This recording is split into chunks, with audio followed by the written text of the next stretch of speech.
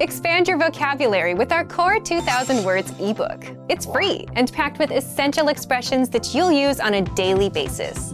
Start building your vocabulary today. Click the link in the description below to download your free Arabic ebook before it's gone.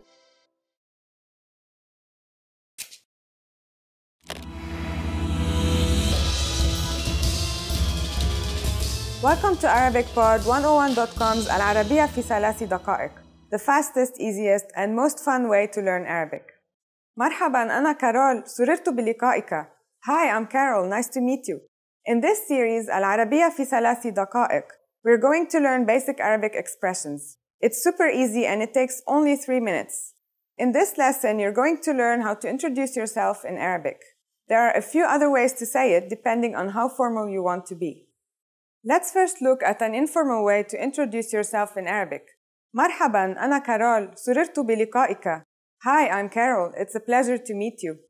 مرحباً, أنا كارول, سررت بلقائك. Now you try it. Start by saying مرحباً, which is the equivalent of hi. Then say أنا, literally I am, followed by your name. أنا كارول is I am Carol. Finally, say nice to meet you. If you're talking to a man, you say سررت بلقائك. If you are talking to a woman, say سررت بلقائك. This phrase means pleasure to meet you. In the English phrase pleasure to meet you, you is a neutral word. You can use it for both men and women. But in Arabic, the word you needs a gender. When you change the last letter in لقائك, a, to an e sound, لقائك, you are actually changing the word you from the male to the female version. Please be careful to use the correct version. Now let's see another way of introducing yourself. In this version, you will say, Hi, my name is Carol instead of Hi, I am Carol. And we will learn another way of saying nice to meet you. مرحباً, اسمي كارول. تشرفت بمعرفتك. Hi, my name is Carol. I am honored to meet you. مرحباً, اسمي كارول. تشرفت بمعرفتك. What has changed from the previous introduction? Let's take a close look at these together.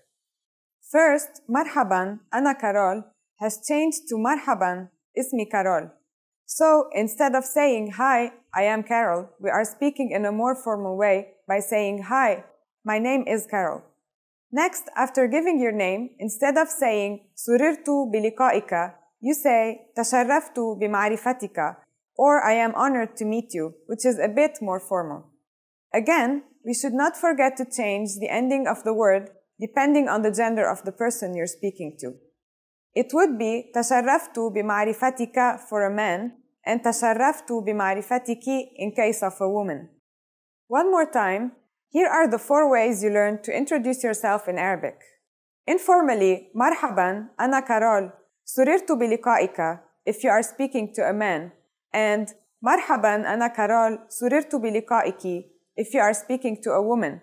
The formal way to introduce yourself is مرحباً اسمي كارول تشرفت بمعرفتك if the person you're talking to is a man, and مرحباً اسمي كارول تشرفت بمعرفتك if that person is a woman.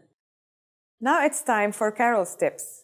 When you introduce yourself in the Middle East or Northern African countries, it's polite to offer your right hand for a handshake or give 3 kisses on the cheeks, although the rules vary depending on where you are. Arab people place great value on politeness. So, for example, it is considered rude to enter a room or a place without greeting everyone. If you use the right sentence to introduce yourself, they'll definitely be impressed. Do you know how to say thank you in Arabic? You will learn how to say this and many other words in the next lesson. نراكم في المرة القادمة. See you next time.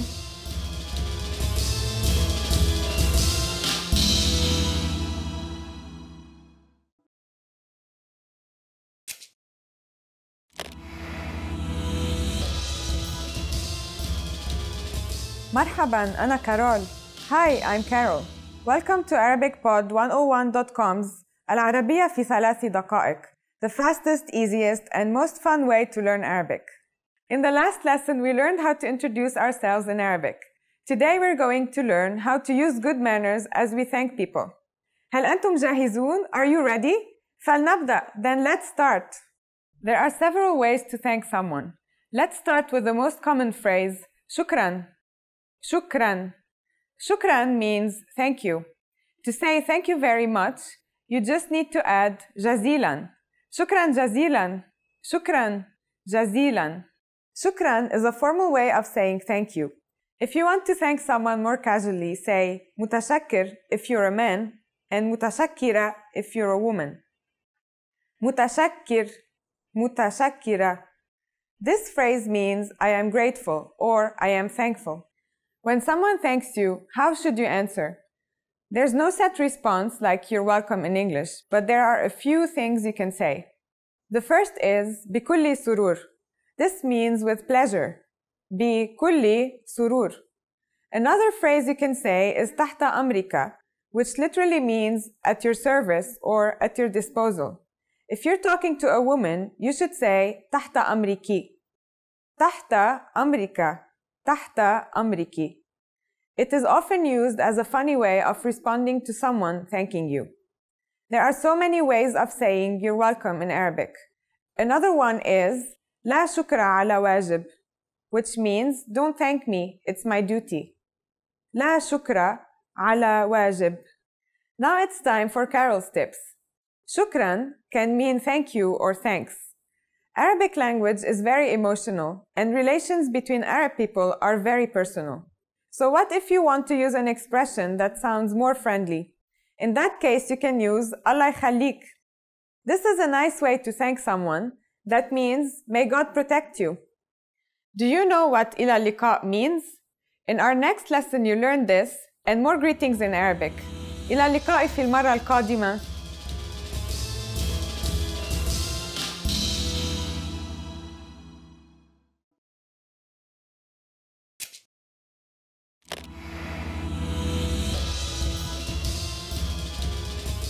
مرحبا أنا كارول.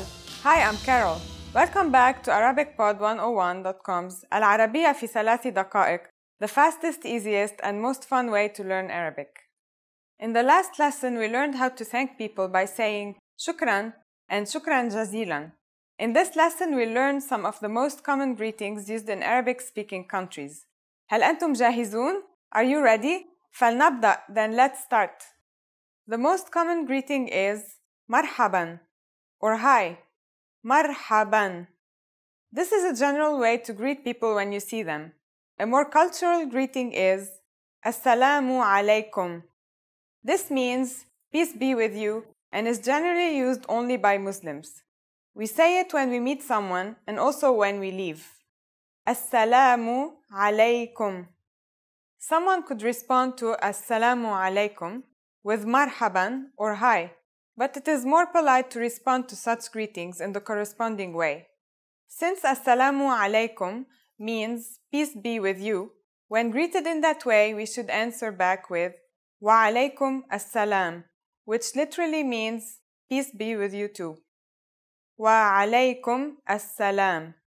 Whether you use marhaban, hi, or assalamu alaikum, it is also polite to ask the person how they are. كيف حالك? How are you? كيف حالك? Don't forget that in Arabic, the word you needs to have a gender.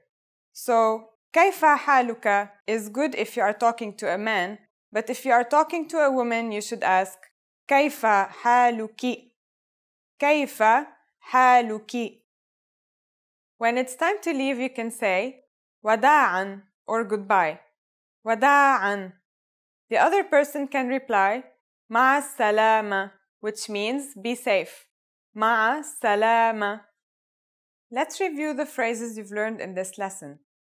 مرحبا is hi. السلام عليكم is peace be with you. The response is وعليكم السلام. كيف حالك or كيف حالك is how are you. وداعاً is goodbye, and مع السلامة is be safe. Now it's time for Carol's tips. If you're leaving and you want to show the person that you would like to see them again, you can use إلى اللقاء, meaning see you, or إلى اللقاء قريباً, See you soon. إلى اللقاء. إلى اللقاء قريباً. Now you know lots of ways to greet people in Arabic. During the next lesson, we learn the meaning of the phrase هل تتكلم الإنجليزية? Do you already know it? I'll be waiting to talk about it with you in the next العربية في 3 دقائق lesson. إلى اللقاء قريباً.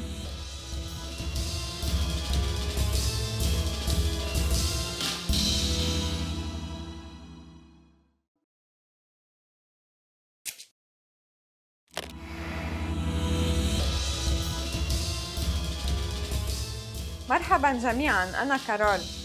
Hi everybody, I'm Carol. Welcome to ArabicPod101.com's العربية في 3 دقائق, the fastest, easiest, and most fun way to learn Arabic. In the last lesson, we learned the most common forms of greetings in Arabic. Do you remember them? We introduced marhaban and assalamu alaikum, as well as shukran and ila liqa. In this lesson, we're going to learn a very useful phrase. Do you speak English? If you find yourself in a situation where you need assistance in English, this phrase can be a lifesaver. And because you're asking it in Arabic, you can be sure that everyone will understand what you're saying, even if their answer is no. Are you ready? Then let's start.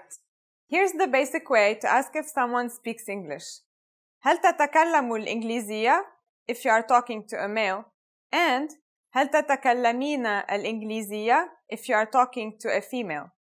هل تتكلم الإنجليزية? هل تتكلمين الإنجليزية? هل means do.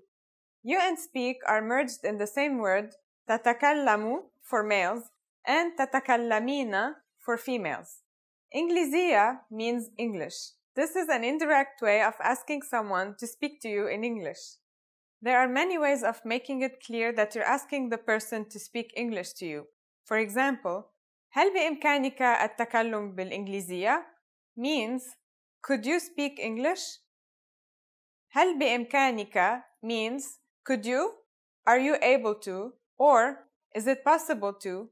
And is referring to the ability of the person to speak English. Again, if you're talking to a female, you should change the last accent of ka to ki. So the question becomes, هل بإمكانك التكلم بالإنجليزية? التكلم means speaking, and بالإنجليزية is in English.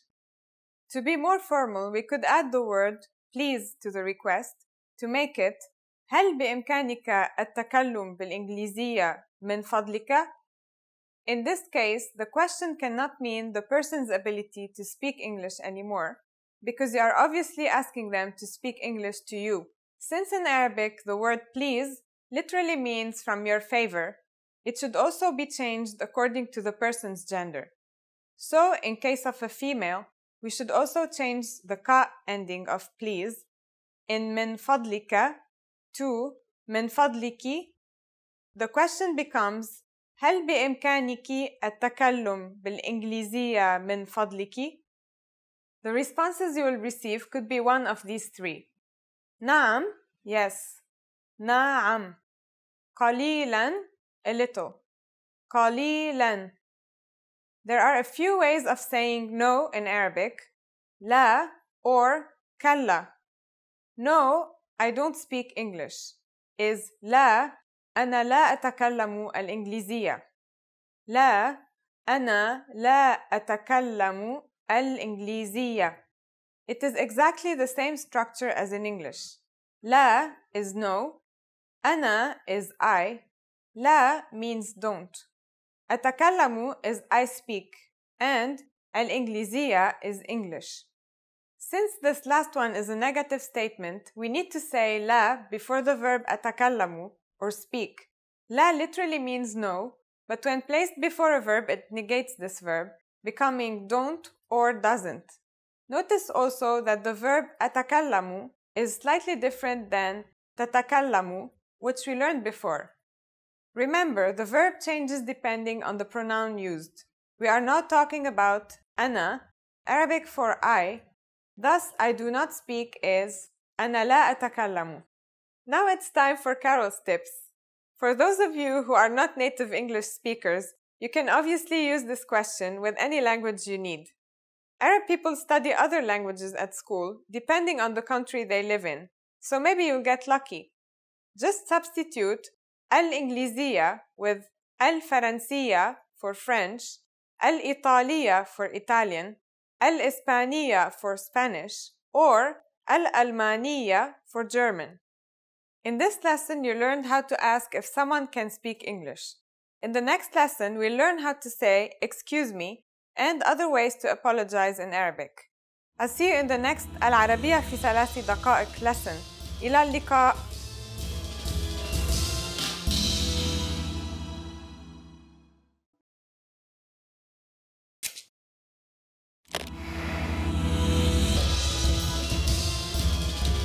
مرحباً, أنا كارول. Hi everybody, I'm Carol.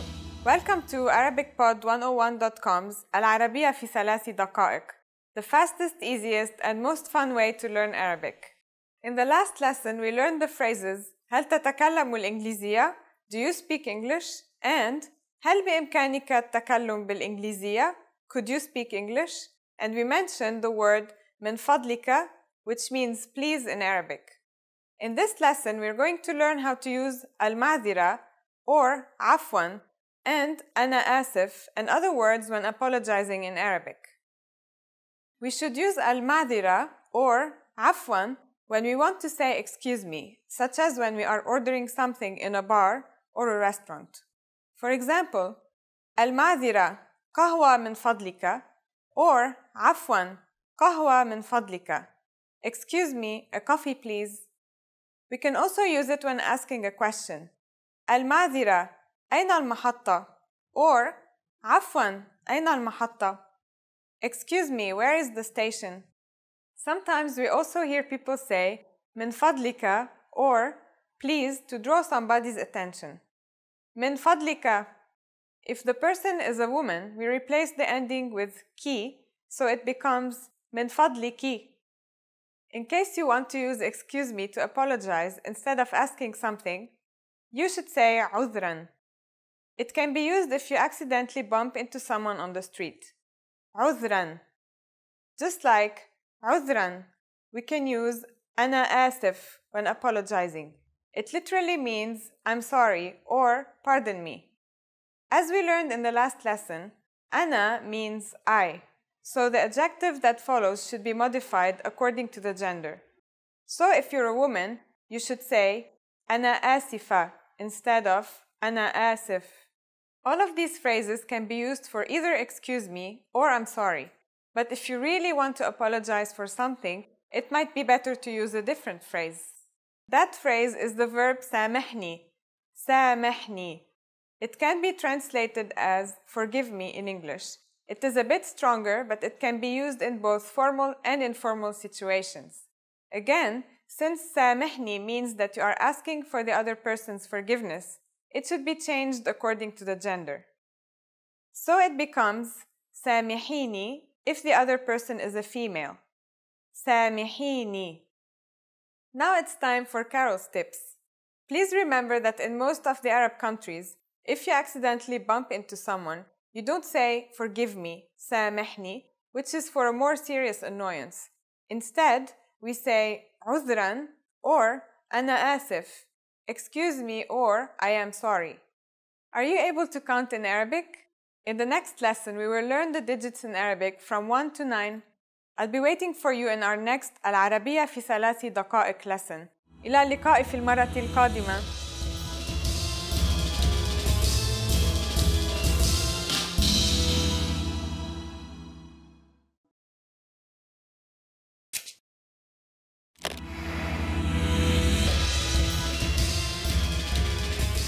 مرحباً جميعاً, أنا كارول. Hi everybody, I'm Carol. Welcome to ArabicPod101.com's العربية في 3 دقائق, the fastest, easiest, and most fun way to learn Arabic. In the last lesson, we learned some words used when apologizing in Arabic, including عذراً and أنا آسف. In this lesson, we are going to learn digits in Arabic. Yes, digits, al-arqam, from 1 to 9. And you are going to learn them in only 3 minutes, 3 دقائق. Are you ready? Let's start. 1 1 2 2 3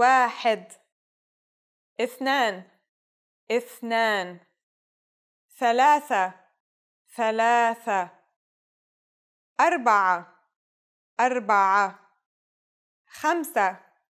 5 6 6 7 7 8 8 9 9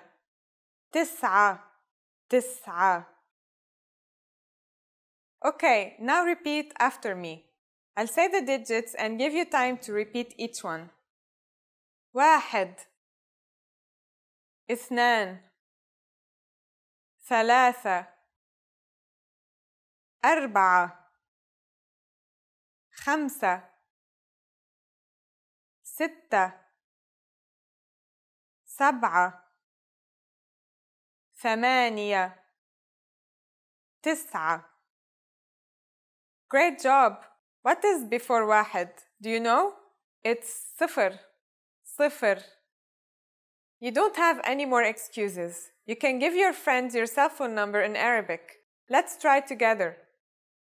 We use the phrase رقمي هو, which means my number is. رقمي هو. رقمي هو 0 3 7 1 2 4 9 6. Can you read it by yourself? 0 3 7 1 2 4 9 6. Perfect. Do you know the Arabic word for 10? In the next lesson, we are going to learn the numbers from 10 to 100 in Arabic. Your task now is to practice the numbers we studied in this lesson from 0 to 9. إلى اللقاء.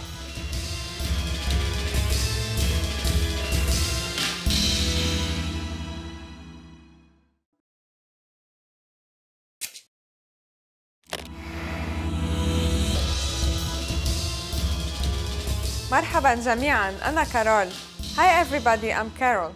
Welcome to ArabicPod101.com's العربية في 3 دقائق, the fastest, easiest, and most fun way to learn Arabic.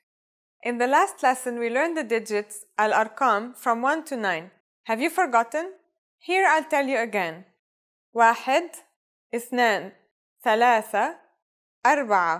5 6 7 8 9. In Arabic, after digit 9, the digits or al-arqam starting with number 10 become al-a'dad or numbers.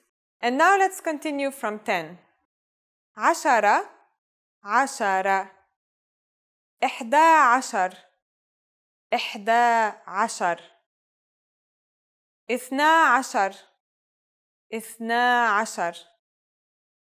10 11 11 12 12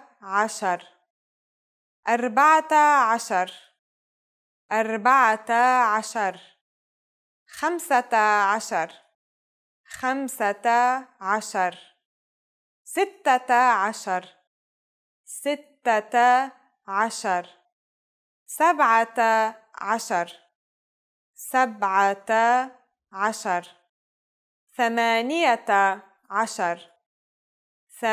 15 16 16 17 17 18 18 19 19 And finally we have 20 20. Okay, now repeat after me. I'll say the numbers and give you time to repeat each one. 10 11 12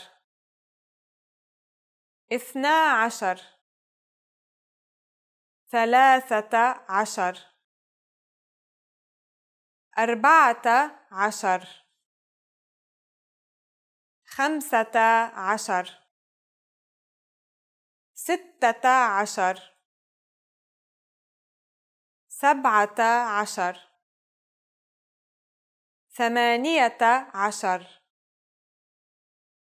15 16 17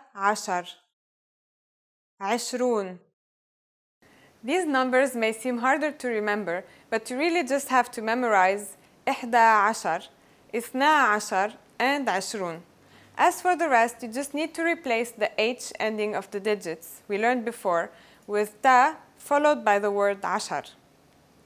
Let's not stop at 20. Counting to 100 is super easy. Now I give you the tens. 30 30 40 40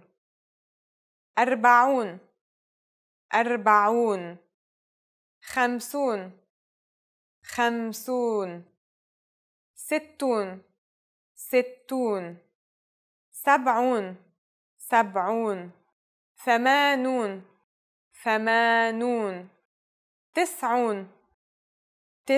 100 100. While you have to memorize a few of these numbers, there are a couple of tricks that will make memorizing them incredibly easy. Notice that 30 is 30 and 40 is 40. So 40 or 40 is simply 4 with a different ending. The final a is replaced with un. 40. For example, 80 is 80. The digit 8, which you learned in the last lesson, is 8. So in this case, the iya was removed and replaced with un. 80. The last thing we learned in this lesson is how to form compound numbers above 20. This is also super easy. Take the tens and simply add before them the digits you learned in the previous lesson with some slight changes. Just remember that above 20, wa or end comes between the two words. Let's try it out. How would you say 56 in Arabic? Let's take it step by step. 50 is 50, and then add the changed 6 and end or wa before 50. So in other words, it is 6 and 50. 6, which is sitta, becomes sittatun when you replace the final H with tun. Sittatun wa khamsun. It's done, isn't that easy? Let's make another number. For instance, 98. Take 90, tis'un, and add before it the changed 8. ثمانية. ثمانية وتسعون. After only 2 lessons, you are now able to count to 100 in Arabic.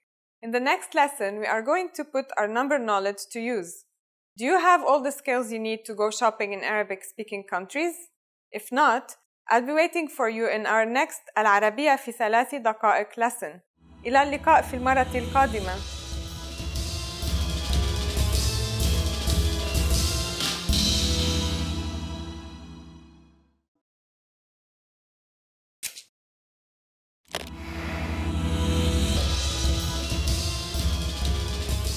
مرحباً أنا كارول. Hi everybody, I'm Carol. Welcome to ArabicPod101.com's العربية في 3 دقائق.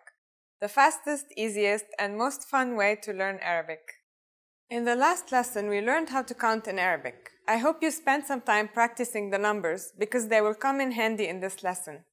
We're going to learn how to go shopping in Arabic-speaking countries. Before we go, you need to know how to say, how much is this? بكم هذا? بكم هذا? Are you ready to go shopping? Let's go. You see something you like and you want to ask the shopkeeper how much it costs. The first thing to say is عفواً. Do you remember what that means? Excuse me. عفواً بكم هذا? عفواً بكم هذا? Another way of asking how much is this is to say what is the price of this or كم ثمن هذا? Next, if we are specifying what the object is, we need to know if the object is feminine or masculine. If it is masculine, keep هذا when referring to it, and if it is feminine, use هذه.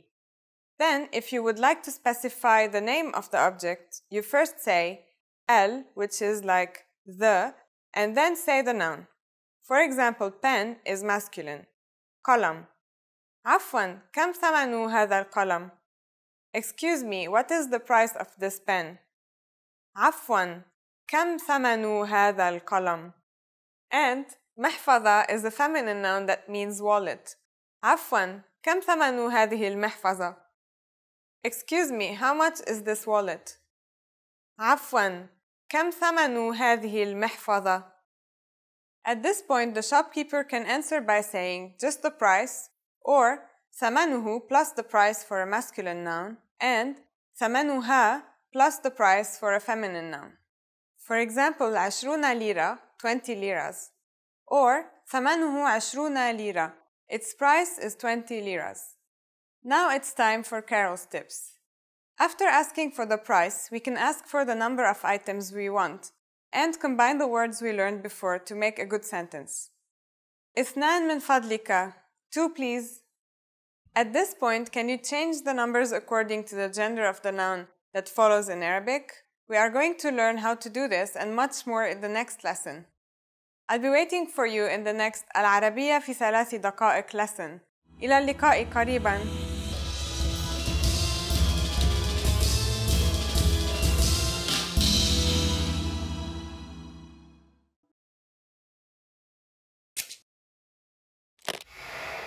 Hi guys, my name is Nora from ArabicPod101.com. Welcome to Ask a Teacher, where I will answer some of your most common Arabic questions. The question for this lesson is, are there feminine and masculine inanimate objects in Arabic? Well, I have some good news and some bad news. The good news is that unlike French and Spanish, Arabic doesn't have gender-specific articles. Yay! In Arabic, we use the definite article el for both genders, and there is no indefinite article at all. Double yay! There is more good news. You can tell what gender a noun is from its structure. If you see a ha sound, commonly known as ta marbuta, at the end of a word, then it's definitely feminine and will be conjugated as such. For example, the word shajara, meaning tree. Now for the bad news.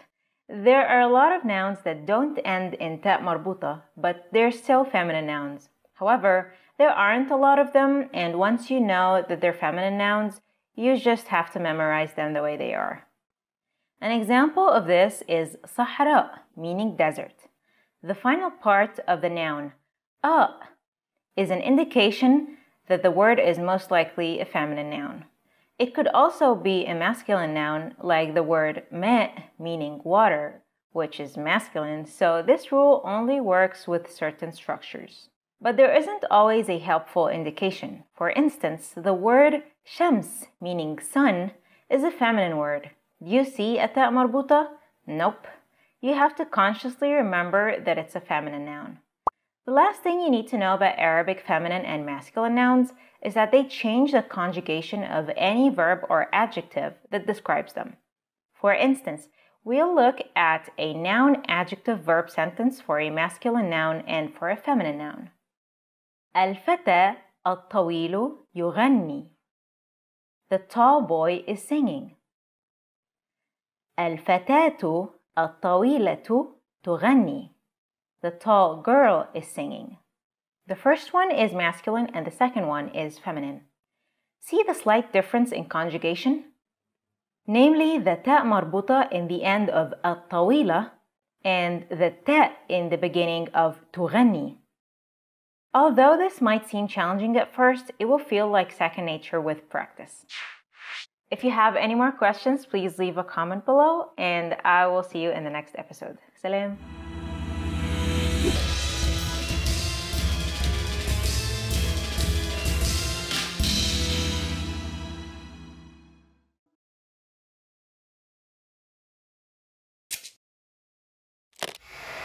Hi guys, this is Nora from ArabicPod101.com. Welcome to Ask a Teacher, where I will answer some of your most common Arabic questions.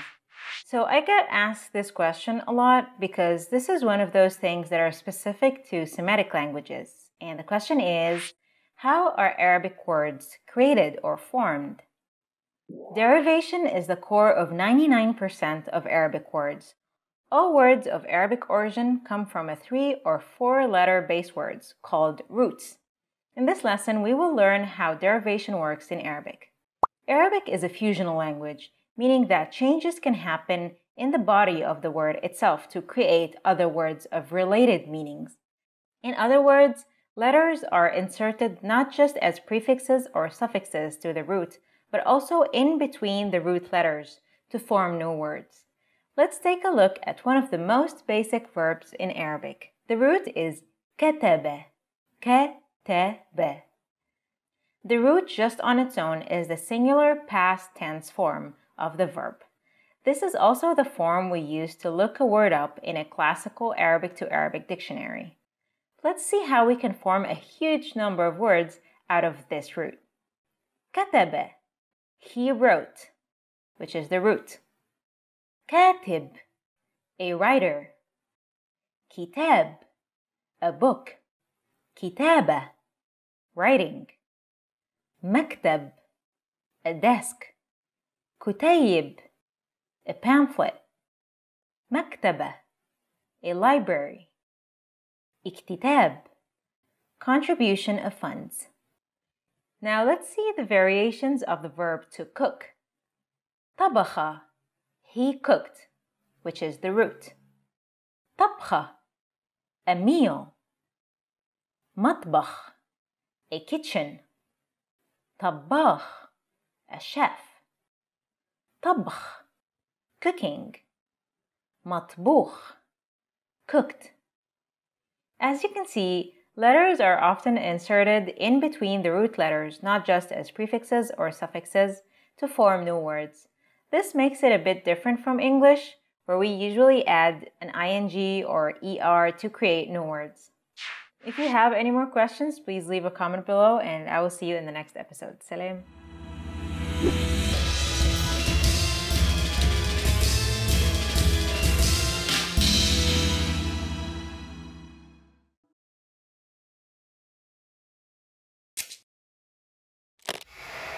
Hi guys, this is Nora from ArabicPod101.com. Welcome to Ask a Teacher, where I will answer some of your most common Arabic questions. The question for this lesson is, where are the personal pronouns in Arabic? In one of the previous lessons, we've already discussed what the sentence structure is like in Modern Standard Arabic. In this lesson, we will show you what Arabic personal pronouns look like independently. In English, subject personal pronouns precede verbs, like in this sentence, I ate the cake. In Arabic, it's possible to use the independent personal pronoun أنا, meaning I, before the verb. For example, I ate the cake can be translated as أنا أكلت الكعك. However, it's common to omit أنا because it's already included as the suffix to in the verb أكلت. So the sentence could look like this. أكلت الكعك. For beginners, it might seem like there is no indication as to who the subject is, but in fact, the subject is included inside the verb itself. So the addition of an independent personal pronoun is a bit redundant. Nevertheless, it's important to know them, so let's take a look at independent personal pronouns in Modern Standard Arabic.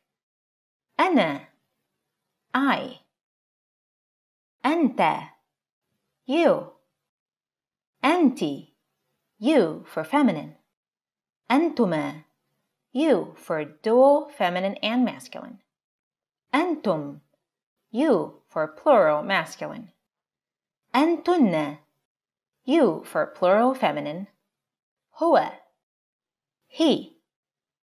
هي, she. هما, they for dual feminine and masculine. هم, they for plural masculine.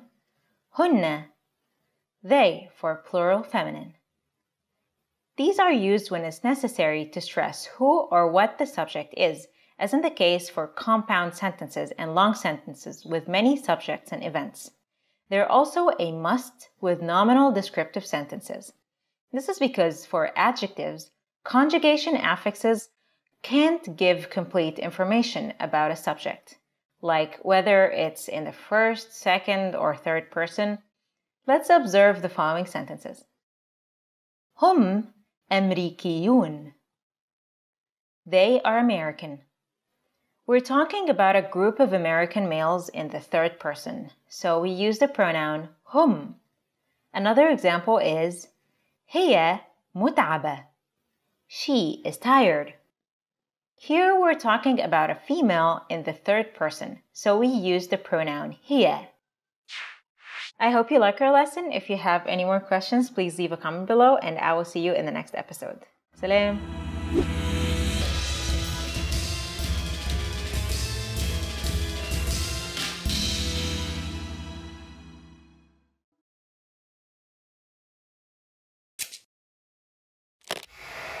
Hi guys, this is Nora from ArabicPod101.com. Welcome to Ask a Teacher, where I'll be answering some of your most common Arabic questions.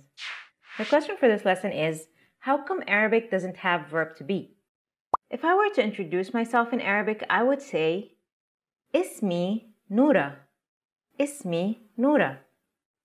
If we translate this literally, it would be something like, name my Nora. Have you noticed that the verb to be isn't in the sentence? In this lesson, we will see how the Arabic sentence structure allows sentences to form without needing the verb to be. We'll see what a noun plus adjective sentence looks like in Arabic. Let's see how to say your nationality in Arabic first. أنا أمريكي. I am American. أنا فرنسي. I am French. أنا مكسيكي. I am Mexican. أنا تركي. I am Turkish. أنا أسباني. I am Spanish. أنا كندي. I am Canadian. For a female, you would add an إيه sound to the end of the nationality. So, أمريكي would become أمريكية, and so on. Now let's see some other commonly used sentences that contain the verb to be in English but not in Arabic. السماء صافية. The sky is clear. الجو بارد. The weather is cold. البيت كبير. The house is big. أنا جائع. I am hungry. الطريق طويل. The road is long. الأكل لذيذ. The food is delicious. You must be wondering, what about the past tense? The auxiliary verb كان and its variations are the closest thing to the past tense verb to be in English. For example, كان الأكل لذيذا. The food was good. Note how the past tense verb to be كان in Arabic comes in the beginning of the sentence, unlike in English. You can learn more about this subject by checking out Lesson 8 of our intermediate series on ArabicPod101.com. If you have any more questions, please leave a comment below and I will see you in the next episode. Salam.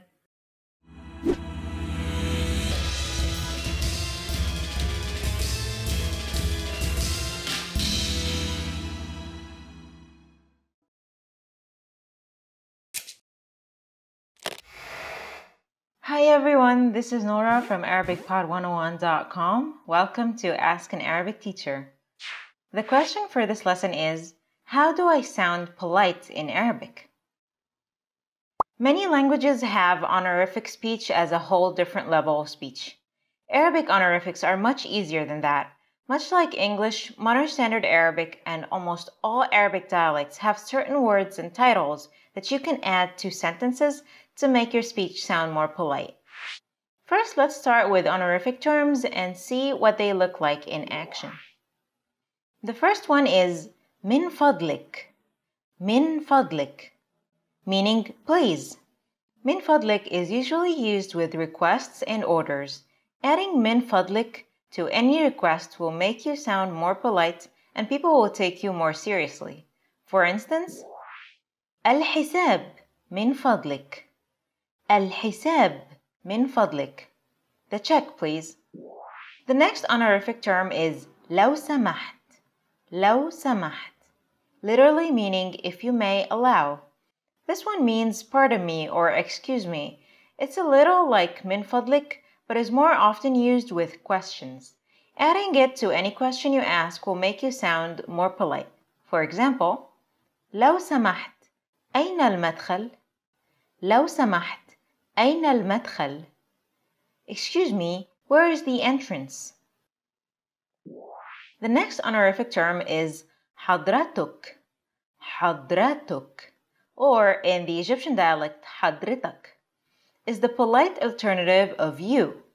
Replace you with حضرتك or حضرتك in a sentence and you will immediately sound more polite.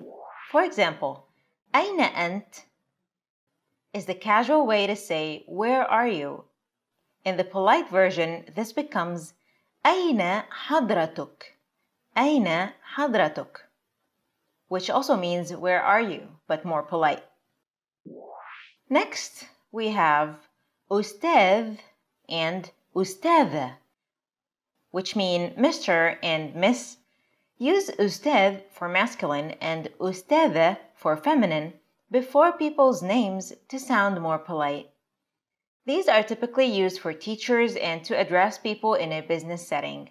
For example, Sami, which is a man's name, should become أستاذ Sami, meaning Mr. Sami. Hiba, which is a woman's name, should become أستاذة Hiba, meaning Miss Hiba. Lastly, we have تفضل. تفضل is the polite way of saying come over here or come in or go ahead. It's a very useful word and is used in many contexts, as you can tell from its many different meanings. You might use it to invite someone in, invite them to start eating, and many other things. Keep in mind that it changes slightly according to the gender. For example, the casual singular masculine form of this word is ادخل or تعال. It means go ahead or come in. The polite singular masculine is تفضل. The casual singular feminine is ادخلي or تعالي. And the polite singular feminine is تفضلي. تفضلي. I hope you like our lesson. If you have any more questions about the polite form, please leave a comment below and I will get back to you as soon as I can. And I will see you in the next episode. Salam.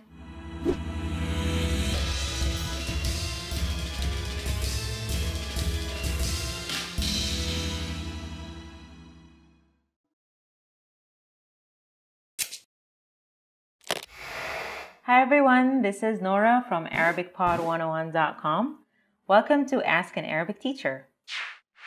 The question for this lesson is, what do common computer and social media words look like in Arabic? Have you ever seen Facebook in Modern Standard Arabic? Have you wondered what terms and expressions are used in Arabic computers? Let's take a look at some of the most common ones. First, let's see common words used for computers in general. ابدأ. Start. This is the Windows Start menu. لوحة التحكم. Control panel, in case you want to change some settings like language, for instance. ملف. File. مجلد. Folder. مستند. Document. My documents, for example, is called المستندات, which is the plural form of mustanad. حفظ. Save. To save a file. نسخ. Copy. لصق. Paste. حذف. Delete, which literally means to throw away. Now let's see some expressions related to the internet. تحميل. Download. And the opposite is رفع. Upload. تثبيت. Install. To install an app or a program. موقع. Website. It literally means site, and it's the short version of the expression موقع إلكتروني, literally meaning electronic site. صفحة. Web page. Literally means page. بريد إلكتروني. Email. Literally electronic mail. You might also see email written in Arabic letters sometimes. فتح. Open. To open a tab in a browser. غلق. Close. To close a tab in a browser. تراجع, undo, to undo an action. فيروس, virus, beware of this one. Now let's see some expressions commonly used on social media. حساب, account, referring to a Facebook or Instagram account, for example. افتح حساب, open an account, which is the expression as a whole. تسجيل دخول, sign in, which is the action of signing in. اسم المستخدم, username, literally meaning username. Many expressions were literally translated from English, as you can see. كلمة السر, password, literally secret word. It is secret, right? مواقع التواصل الاجتماعي, social media website.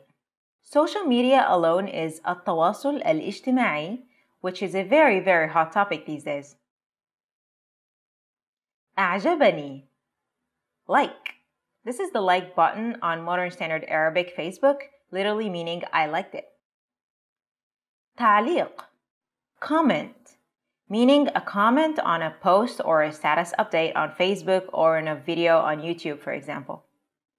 تحديث حالة, status update, meaning status update used on Facebook mainly. Now, whenever you see a computer and it's set up in Arabic, you'll be able to recognize the most basic functions. I hope you liked our lesson. If you have any questions, please leave a comment below, and I will see you in the next episode. Salam!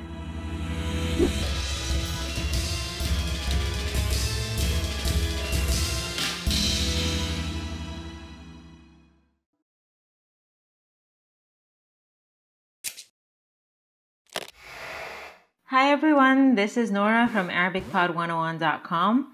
Welcome to Ask a Teacher, where I'll be answering some of your most common Arabic questions.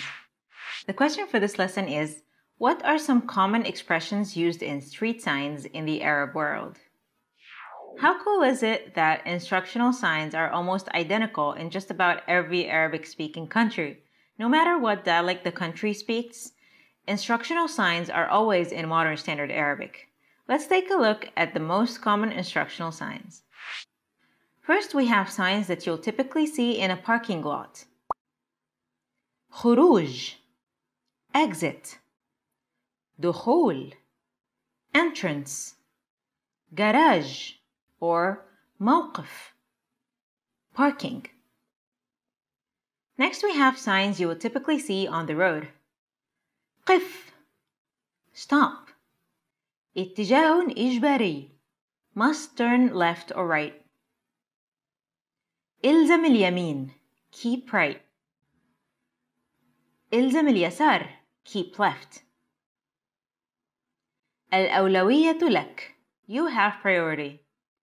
هدئ السرعة, slow down. انتبه, watch out or attention. The last two signs, هدئ السرعة and انتبه, are usually seen before sudden bumps, construction work, and dangerous curves. كيلومتر, kilometers. متر, meters. These two are the shortened versions of kilometr and metr respectively, just like km for kilometer and m for meter in English. They're usually shortened to fit on street signs. They're used in many signs like the ones that tell you where you are on the highway.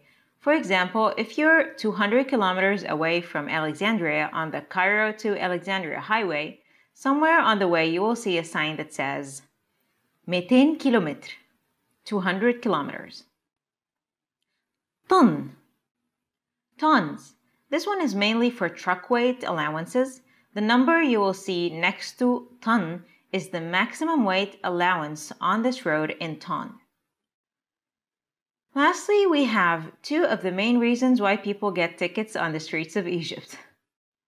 ممنوع الدخول, no entry, commonly used for one-way streets.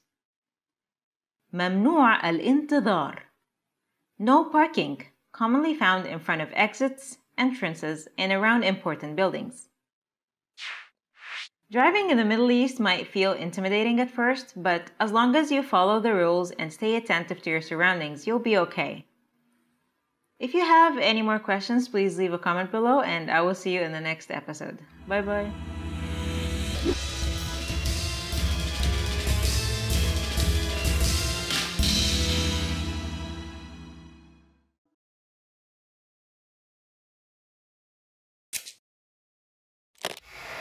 Hi everybody, this is Nora from ArabicPod101.com, and welcome to our new series, Ask an Arabic Teacher. In this series, I'm going to be answering some of your most common Arabic questions. The question for this lesson is, which dialect of Arabic should I learn or focus on? The variant of Arabic you should learn depends on your goals and what you want to achieve using your knowledge of Arabic. If you want to learn Arabic to become a professional translator, work in politics, read newspapers, or write reports for work, then you should definitely focus on Modern Standard Arabic. On the other hand, if you want to be able to communicate with Arabic-speaking people, you have to learn a popular dialect that's widely understood, like Egyptian Arabic or Levantine Arabic. As Nelson Mandela once said, if you talk to a man in a language he understands, that goes to his head. If you talk to him in his language, that goes to his heart. And let's get the facts straight. Nobody speaks Modern Standard Arabic in their daily conversations, not one person in the whole entire world. To understand the difference in usage between Modern Standard Arabic and dialects, you need to know what Modern Standard Arabic and dialects mean to Arabic-speaking people. Babies learn the dialect of their country or region first to communicate with their parents. Then, when they go to school, they start learning how to read and write Modern Standard Arabic, because this is what they will use to read textbooks, take exams, read books and newspapers. They will learn it from kindergarten up to the end of high school.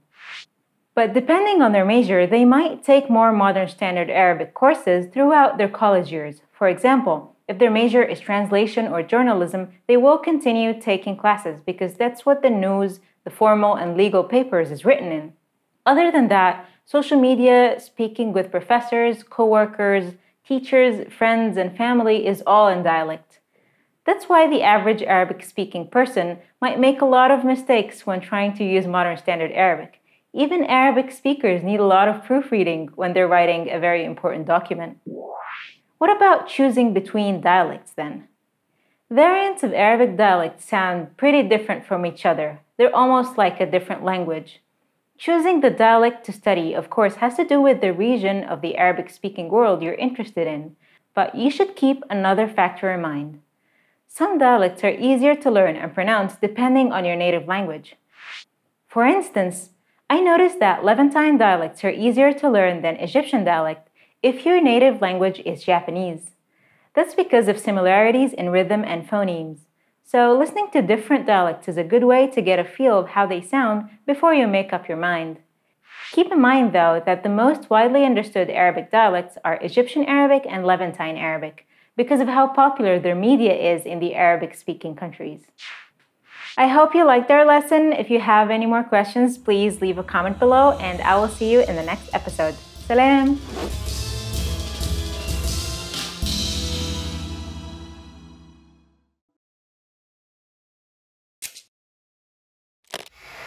Hi everybody, this is Nora. Welcome to Ask a Teacher, where I'll be answering some of your most common Arabic questions. The question for this lesson is, how different is Modern Standard Arabic from Arabic dialects? And how different are dialects from each other? Greetings are one of the things we learn first when we learn a new language. But how different are greetings, for example, from Modern Standard Arabic to other Arabic dialects, and from one Arabic dialect to another? Let's see some examples of the difference in some greetings. Hello, how are you? مرحبا, كيف حالك? Hi, ازيك? مرحبا, كيفك? Good. بخير. كويس. منيح. Now let's see an example of a sentence like what's your name in Modern Standard Arabic and in different dialects. What's your name? ما اسمك? اسمك ايه؟ شو اسمك؟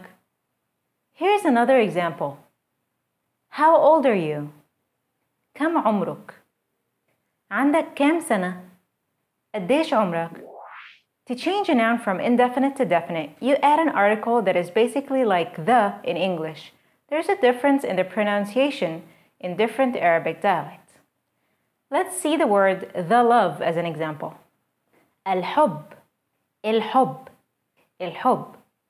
Notice the difference between al and il. These are basic examples of differences between Modern Standard Arabic and two different Arabic dialects. Did you know that on our website, ArabicPod101.com, you can learn Modern Standard Arabic, Egyptian Arabic, and Moroccan Arabic? Check out our website for more information. If you have any more questions, please leave a comment below, and I will see you in the next episode. Salam!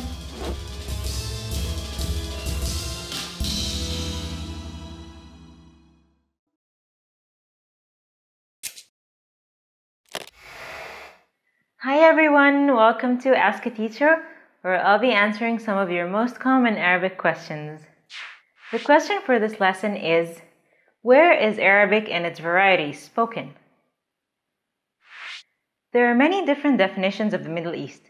Some say from Morocco to Iran, some exclude Iran and Turkey, some exclude Morocco, and some even exclude North Africa.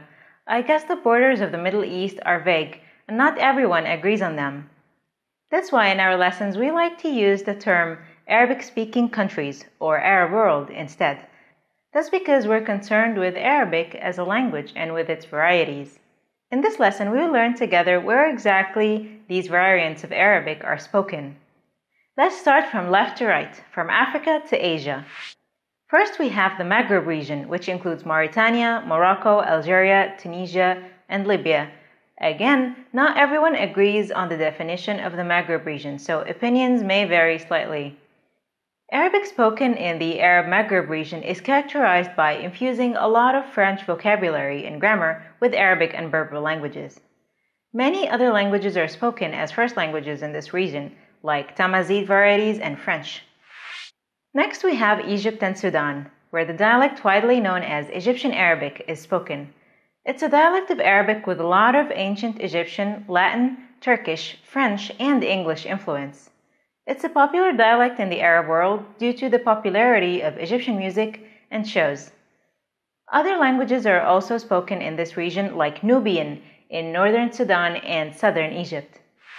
Arabic variants are also spoken in other African countries like Djibouti, Somalia, Eritrea, Tanzania, Chad, and Comoros. Next, let's move on to Asia. Let's take a look at the Levantine region. This includes Palestine, Israel, Jordan, Syria, and Lebanon. Keep in mind that not all Levantine dialects are the same though. The Gaza Strip region, for example, has some Egyptian influence. Lebanese Arabic has lots of French loanwords. Syrian Arabic has many Turkish loanwords, and so on. However, for the most part, they're mutually intelligible. Next we have the Gulf region dialects, which are spoken in Saudi Arabia, Bahrain, Oman, Kuwait, UAE, Qatar, and Yemen.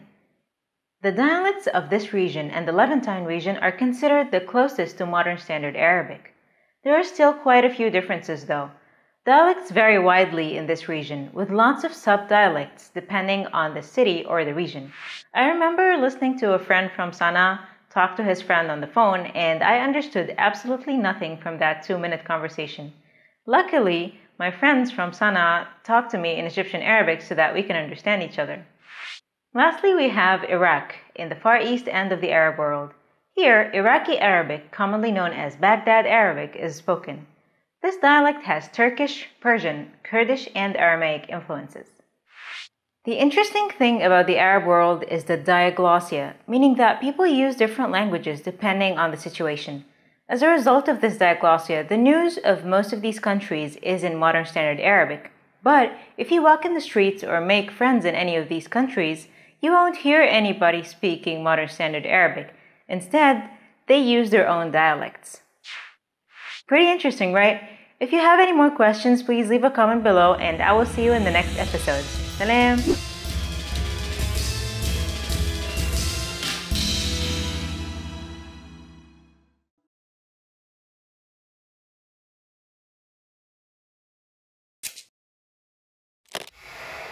Hi everybody, this is Nora. Welcome to Ask a Teacher, where I'll answer some of your most common Arabic questions. The question for this lesson is voweling important? And where are the vowels in Arabic? If you look at an unvoweled modern standard Arabic text, it'll seem as if it's mostly consonants.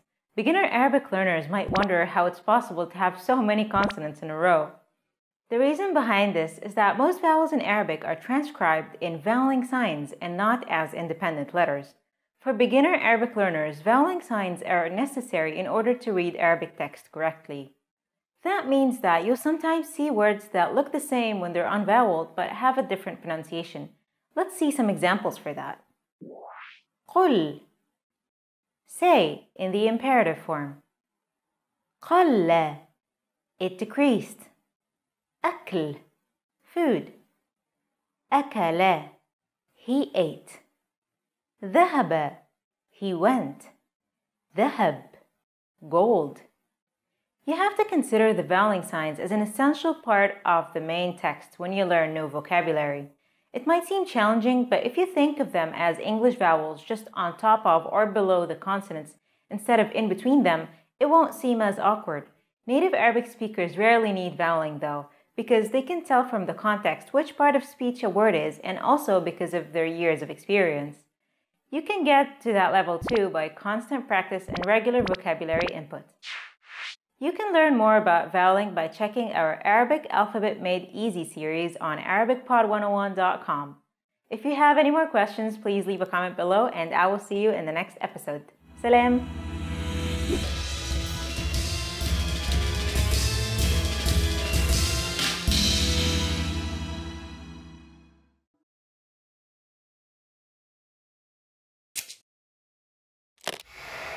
Hi guys, this is Nora from ArabicPod101.com. Welcome to Ask a Teacher, where I'll be answering some of your most common Arabic questions. The question for this lesson is, how do I write voweling signs or tashkil on a keyboard? This lesson is a quick tutorial on how to add voweling signs to Arabic text. So I'm going to be showing you how I do that on my Windows QWERTY keyboard. If you have a different operating system or layout, the buttons might change a bit, but the technique is going to be exactly the same. First, let's check out our three main voweling signs independently. We have fatha, dhamma, and kasra. What you want to do is first write the consonant to which you want to add the voweling sign. Then you're going to add the voweling sign itself. You will notice that the voweling sign is added on top of or below the consonant depending on the voweling sign. For fatha, you want to press Shift Q. For Dhamma, Shift E. And for Kasra, Shift A. Let's try and write down the word kutiba. This word has a Dhamma on the kaf, a Kasra under the ta, and a Fatha on the ba. You should press the following buttons in this specific order. Kutiba, Kaf, Shift E, Ta, Shift A, Ba, Shift Q. Kutiba. Pause the video and try it yourself. Now let's check out some more voweling signs. Tanween is a voweling sign that is added to a word when it's in certain positions in a sentence. It is pronounced an or in or un, or tan or tin or tun, depending on the position of the word in the sentence and the last letter of the word. To write a tanween with a fatha pronounced an or tan, you press Shift W. To write a tanween with a dhamma pronounced un or tun, you press Shift R. To write a tanween with a kasra pronounced in or tin, you press Shift S. Note that the tanween only occurs on the last letter of the word. Let's try and write the word marhaban, meaning hello. Marhaban. Mim, Shift Q. Ra, Ha, Shift Q. Ba, Alif, Shift W. Marhaban. Next we have the shadda and the sukun. These two are easy. Let's talk about the shadda first. It only occurs with consonants, and its role is to double the sound of the consonant it affects. For example, from a d sound to a d sound. To write a shadda, you want to first write the consonant you want to double. Then you press Shift tilde, which is the button right below the escape button on your keyboard. Now, when you double the consonant, you also have to add a voweling sign after the doubled sound sometimes. To do this, right after you write the shadda, you can add the fatha or dhamma or kasra on top of the shadda itself. This creates the sound da or du or di, for instance. Let's practice this by writing the word shadda itself, which just so happens to have a shadda on its second letter. Shadda. Shin, Shift Q. Del, Shift tilde. Shift Q. تاء مربوطة. شدة. Lastly, we have the sukun. This is a voweling sign added to a consonant which doesn't have a vowel attached to it. It's especially used when there is another consonant following this consonant. You write the sukun by pressing Shift X. Let's see an example for sukun. The word juhd. Look at the romanization of this word. You will notice that there are two consecutive consonants, ha and del. To make sure that it's pronounced correctly, we put a sukun sign on the ha. So let's write the whole word. Juhd. Jim, Shift E. Ha, Shift X. Dal. Juhd. Note that sukun is sometimes omitted when it isn't necessary. So if you see a letter without any voweling between letters with voweling, it automatically means that it might have a hidden sukun. So that's it for our tutorial. I hope you like our lesson, and if you have any questions, please leave a comment below, and I will see you in the next episode. Salam.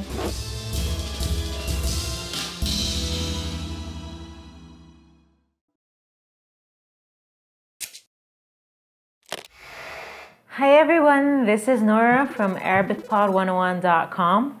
Welcome to Ask a Teacher, where I'll be answering some of your most common Arabic questions. The question for this lesson is, how come there are numbers in between letters when people write Arabic in Latin letters?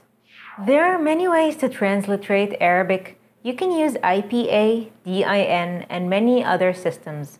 In this lesson, we're going to discuss a system that has been around for more than a decade now, called the Franco-Arabic. Franco-Arabic is used between friends and on social media. Arabic learners find it weird when they see it for the first time because it substitutes Arabic sounds with numbers. Franco-Arabic uses numbers for sounds that don't exist in English. Sounds that do exist in English, however, are spelled with the same Latin letters. Franco-Arabic is commonly used for most spoken Arabic dialects. Let's look at the sounds that don't exist in English and how they're substituted in Franco-Arabic. Here are the most commonly used ones.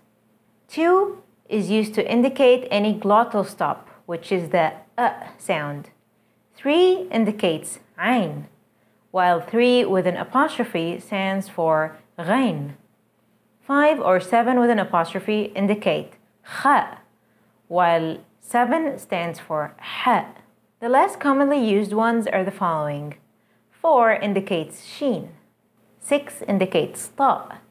8 indicates qaf. 9 indicates sad, and 9 with an apostrophe indicates dad. As you can see, the second group has closed phonemes in English, respectively sh, t, q, s, and d. So these Latin letters are often used instead of these numbers. These numbers were chosen because they look similar to their corresponding letters in Arabic. Look closely. Can you see the resemblance? Now, let's see what some sentences in Egyptian Arabic, for instance, looks like in Franco-Arabic. This way, it won't be a surprise next time your Arabic-speaking friend sends you a text in Franco-Arabic. How are you? How are things? إزيك? عامل إيه? Note the ع in عامل. What happened? خير. حصل إيه? Note the خ in خير and the ح in حصل. Patience is good, which is an Egyptian proverb. الصبر حلو. Note the ص in صبر and the ح in حلو. Probably I won't show up. غالباً مش هاجي. Note the غ in غالباً. Franco-Arabic is very convenient when using phones or computers that don't have Arabic installed. And it has been very popular for more than a decade now. But did you know that many people in social media are starting to lean more towards writing dialect Arabic in Arabic letters in hopes to keep the Arabic alphabet alive and thriving? I hope you liked this lesson. If you have any questions, please leave a comment below and I will try to get back to you as soon as I can. And I will see you in the next episode. Salam!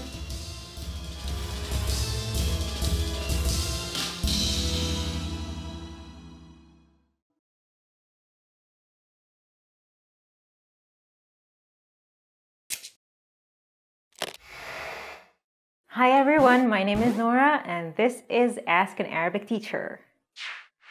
The question for this lesson is, what do questions look like in Modern Standard Arabic?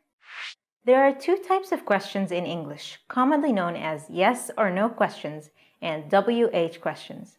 The same applies to Arabic. Let's see what Arabic questions look like. First, let's look at yes or no questions. These are questions that ask whether or not something is true. In Modern Standard Arabic, we use the question word هل to ask yes or no questions. This structure is very easy. You add the word هل before the sentence that you want to ask about. That's it. For example, أكل رامي الكعك. Rami ate the cake. If we want to ask whether Rami ate the cake, what do you think we'll say? You're absolutely right. هل أكل رامي الكعك? Did Rami eat the cake? Pretty simple, right? Especially in comparison with English, where you have a different structure for questions. Now let's see how WH questions look like in Modern Standard Arabic. First, let's see a list of our question words. من, who, ماذا, what, متى, when, أين, where, كيف, how. Now let's see what they look like in a sentence. Let's ask these 5 questions about this event. Rami ate the cake in the house in the morning with the spoon. أكل رامي الكعك في البيت في الصباح بالملعقة. Now let's try to ask all the possible questions about this statement. من أكل الكعك? Who ate the cake? ماذا أكل رامي? What did Rami eat? متى أكل رامي الكعك? When did Rami eat the cake? أين أكل رامي الكعك? Where did Rami eat the cake? كيف أكل رامي الكعك? How did Rami eat the cake? As you can see in Modern Standard Arabic, question words must come at the beginning of a sentence. Then comes the verb أكل, then comes the subject Rami, unless that's the information in question, as in the question who ate the cake. Finally, we have the object al-ka'k, again, unless that's the information we're asking about, as in the question what did Rami eat? So the order is verb, subject, object. I hope you like our lesson. If you have any more questions, please leave a comment below, and I will see you in the next episode. Salam.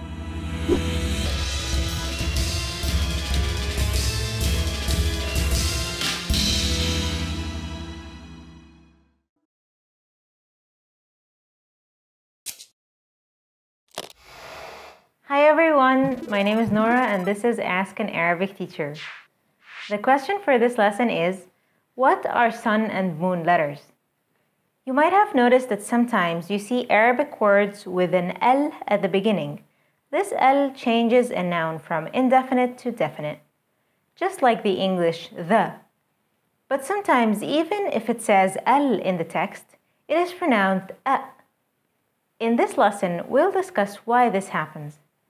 To understand this, we have to differentiate between 2 types of letters in Arabic, sun letters and moon letters. Words that begin with sun letters make the L before it sound like an A, Words that start in a moon letter allow the L to be pronounced fully. First, let's take a look at sun letters. Sun letters are referred to as حروف شمسية. حروف شمسية. Because the letter sheen at the beginning of the word shams, meaning sun, is itself a sun letter. Having a sun letter after the definite L will result in two things: losing the L sound in the L and doubling the initial sun letter itself. Sun letters are ذال, دال, ضاد, صاد, ثاء, شين, سين, تاء, نون, لام, طاء, راء, زاي, ظاء. Let's try to pronounce a word that starts with an L followed by a sun letter. الشمس, الشمس, the sun. الثالث, الثالث, the third. اللحم, اللحم, the meat. Notice how the sun letter is doubled and how the L sound is lost. Now let's take a look at moon letters. Moon letters are referred to as حروف قمرية. حروف قمرية. Because the letter قاف in the beginning of the word قمر, meaning moon, is itself a moon letter. Moon letters allow the L before them to be pronounced fully as L. Here are the moon letters: قاف, فاء, عين, غين, هاء, خاء, حاء, جيم, ياء, باء, كاف, ميم, همزة, واو.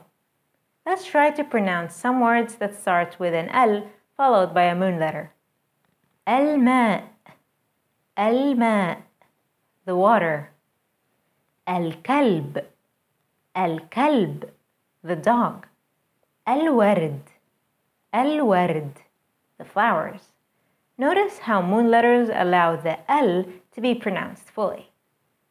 I hope this was helpful. If you have any questions, please leave a comment below, and I will see you in the next episode. Salam.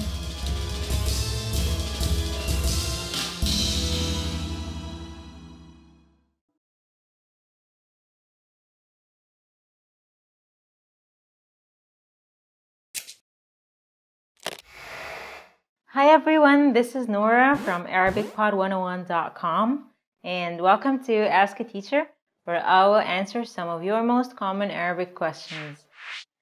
The question for this lesson is, how come Arabic has many forms for the same letter? There are 28 letters in the Arabic alphabet, but many learners wonder why letters look different in different parts of the word. It can make the alphabet seem like so much more than 28 letters. That's due to the cursive nature of Arabic text. Arabic is written from right to left in a cursive style. اللغة العربية. So Arabic letters occur in 4 different forms: initial, medial, final, and isolated. Let's see examples of some letters in their 4 different forms. The letter Jim. Initial, جميل, beautiful. Medial, مجلة, magazine. Final, ثلج, snow. Isolated, سراج, lamp. Next we have the letter عين. Initial, علم, science. Medial, معلم, teacher. Final, منع, forbidding. Isolated, ممنوع, forbidden. Next we have the letter سين. Initial, سمك, fish. Medial, مسح, wiping. Final, همس, he whispered. Isolated, حماس, enthusiasm. Some letters don't change much from one form to the other. Only the connection part is different. Let's check out some examples. The letter تاء. Initial, تفاح, apple. Medial, متاح, available. Final, بيت, house. Isolated, صوت, a sound. Next we have the letter دال. Initial, دب, bear. Medial, قدر, fate. Final, عيد, feast. Isolated, ورد, flowers. Did you notice the word Hamas in the examples? The Palestinian organization Hamas actually means enthusiasm in Arabic. I hope you like our lesson. Please leave a comment below and I will see you in the next episode. Salam.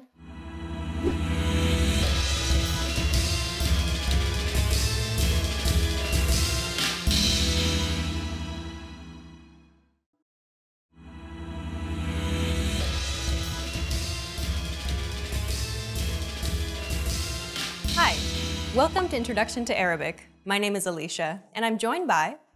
Hi everyone, I'm Yafa. In this series, you will learn everything you need to know to get started learning Arabic. That's right, and we are here to help guide you on your journey.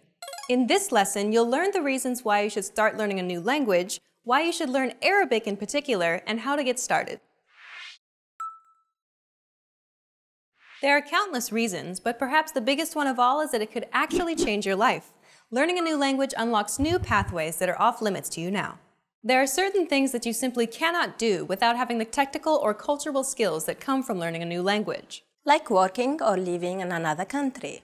Knowing another language provides you with greater job opportunities. You have the freedom to move to another country halfway around the world and be able to earn a living, or even better yet, build a career from it, instead of just being stuck in one place. Language allows you to visit or live in places that you may never even have considered going, simply because that wasn't a possibility for you. Knowing another language simply gives you more options to choose from. And learning a new language also helps you to be more open-minded and see the world from a new perspective. Language and culture go hand in hand. The world is a big place, and by broadening your understanding of other cultures, it allows you to be more empathetic and understanding of the many different ways that people live their lives. With language, you're able to see and experience more, which helps you to grow as a person. Learning a new language also improves your memory. Several studies have consistently shown that those who study another language have improved memory as opposed to those who didn't learn another language. Learning another language also keeps your brain healthy by significantly delaying the onset of Alzheimer's and dementia. This difference can be as much as 4 to 5 more years of quality life. And those are just some of the reasons you should learn another language. The list just goes on and on. Now you know the benefits of studying another language, but why should you learn Arabic in particular? The Arab world is well known as a ceaseless supply of oil. It's rich in resources with enormous oil and natural gas reserves. In fact, 7 of the top 20 countries that produce the most oil come from Arab nations. Not to mention that Arabic is spoken in more than 20 countries with roughly 300 million native speakers worldwide. This makes Arabic one of the most widely spoken languages in the world. Knowing Arabic opens up many business and career opportunities. The region's instability has not affected its tourism industry, which is considered the fastest growing sector in the region, with Egypt, UAE, Lebanon, Saudi Arabia, and Jordan leading the way. Surely you have heard of the ancient pyramids of Giza or the Burj Khalifa. Well, these are both famous attractions in the Arab world, where Arabic is the official language. The majority of the Arabian population can't speak English, so if you're planning on making a few friends in any Arab country, being able to speak Arabic is an absolute must. Another sector that is growing steadily in the Arab world is telecommunications.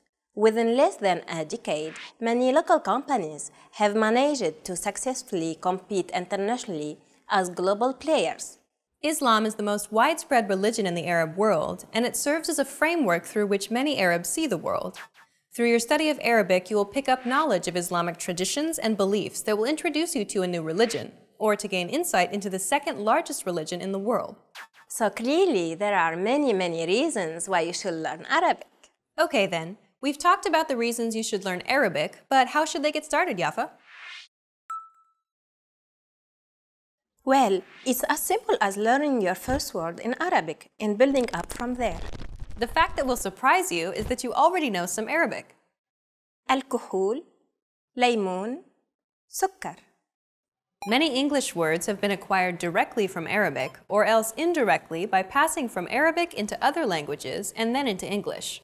So you must have said some Arabic words before. Let's teach you something that is very useful. All Arabic vocabulary is made up of root consonants that you can easily memorize. Can you explain this further, Yafa? Sure, Alicia.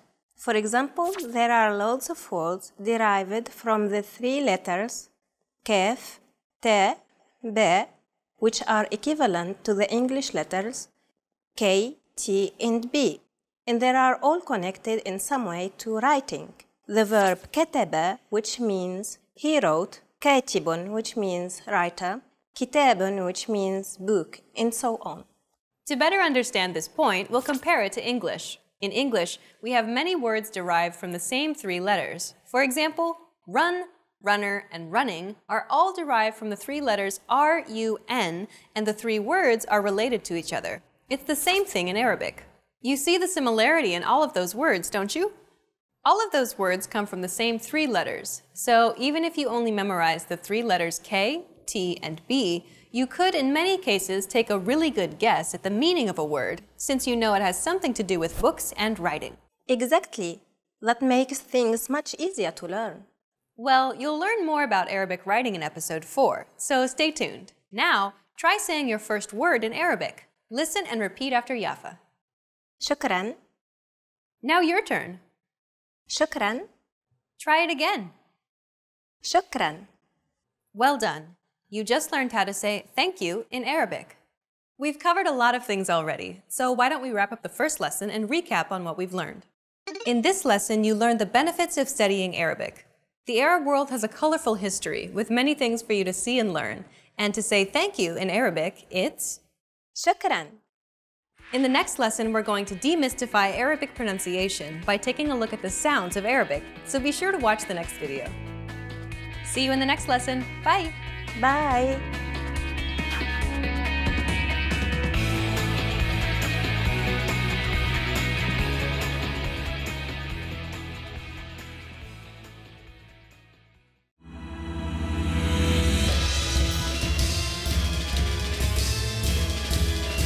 Hi, welcome to Introduction to Arabic. My name is Alicia, and I'm joined by...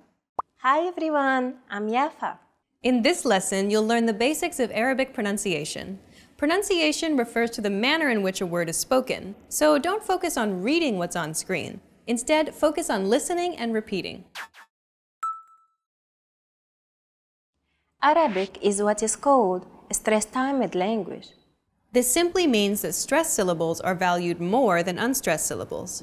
Stressed syllables will be pronounced louder and longer than unstressed syllables, which are shortened to accommodate the rhythm of stressed syllables. كتاب. كتاب. Notice that the second syllable is stressed. It's pronounced longer and louder, while the first and final syllables are shortened. كتاب. If you think about it, this is identical to English. Opportunity. The stressed syllable to in opportunity is deemed more important, so it's pronounced longer than all other syllables. Listen to it again. Opportunity. Compare this once again with Arabic.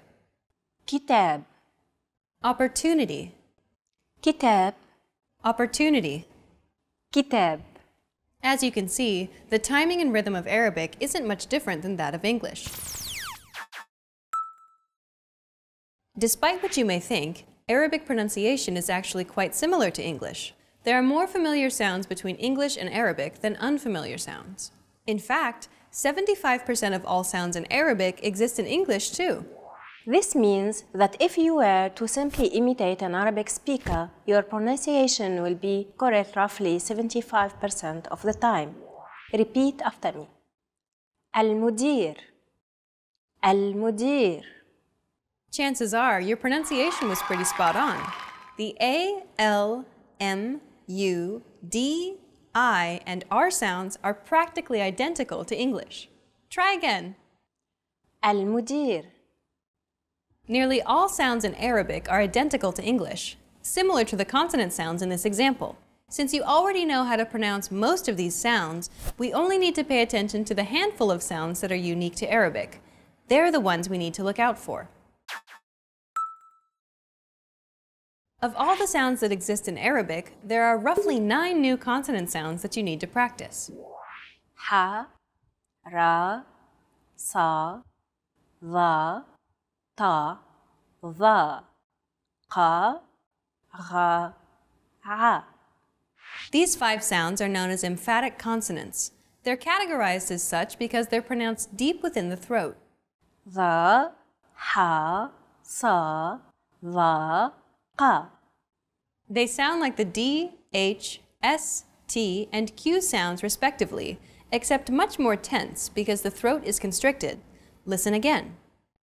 Va, ha, sa, va, qa. Let's take a look at another sound that's quite distinctively Arabic. Consider the phrase for good morning in Arabic. صباح الخير. صباح الخير. The letter kha is a sound that's often used in Arabic between AK and NH sound. Kha. It sounds as though you're clearing your throat. Kha. We'll cover this sound and all other sounds in Arabic in much more detail in future lessons. For now, let's close this lesson by recapping what we've learned. In this lesson, you learned that Arabic is a stress-timed language where the rhythm is akin to English. Collectively, nearly all sounds in Arabic are identical to the sounds of English, and there are only a handful of new sounds that you need to learn. We've covered only the basics of Arabic pronunciation. If you're interested in learning more, check out the entire course we created named The Ultimate Guide to Arabic Pronunciation. In that course, we cover and break down every single sound in the Arabic language, showing you mouth and tongue positioning and giving you tips to help you perfect your Arabic pronunciation. In the next lesson, we'll introduce you to the basics of Arabic grammar, where you'll learn about Arabic word order and how to build basic phrases in Arabic. See you in the next lesson. Bye! Bye!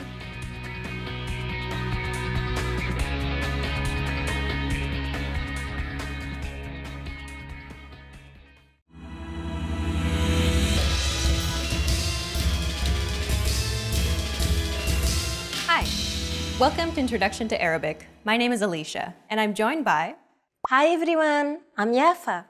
In this lesson, you'll learn the basics of Arabic grammar.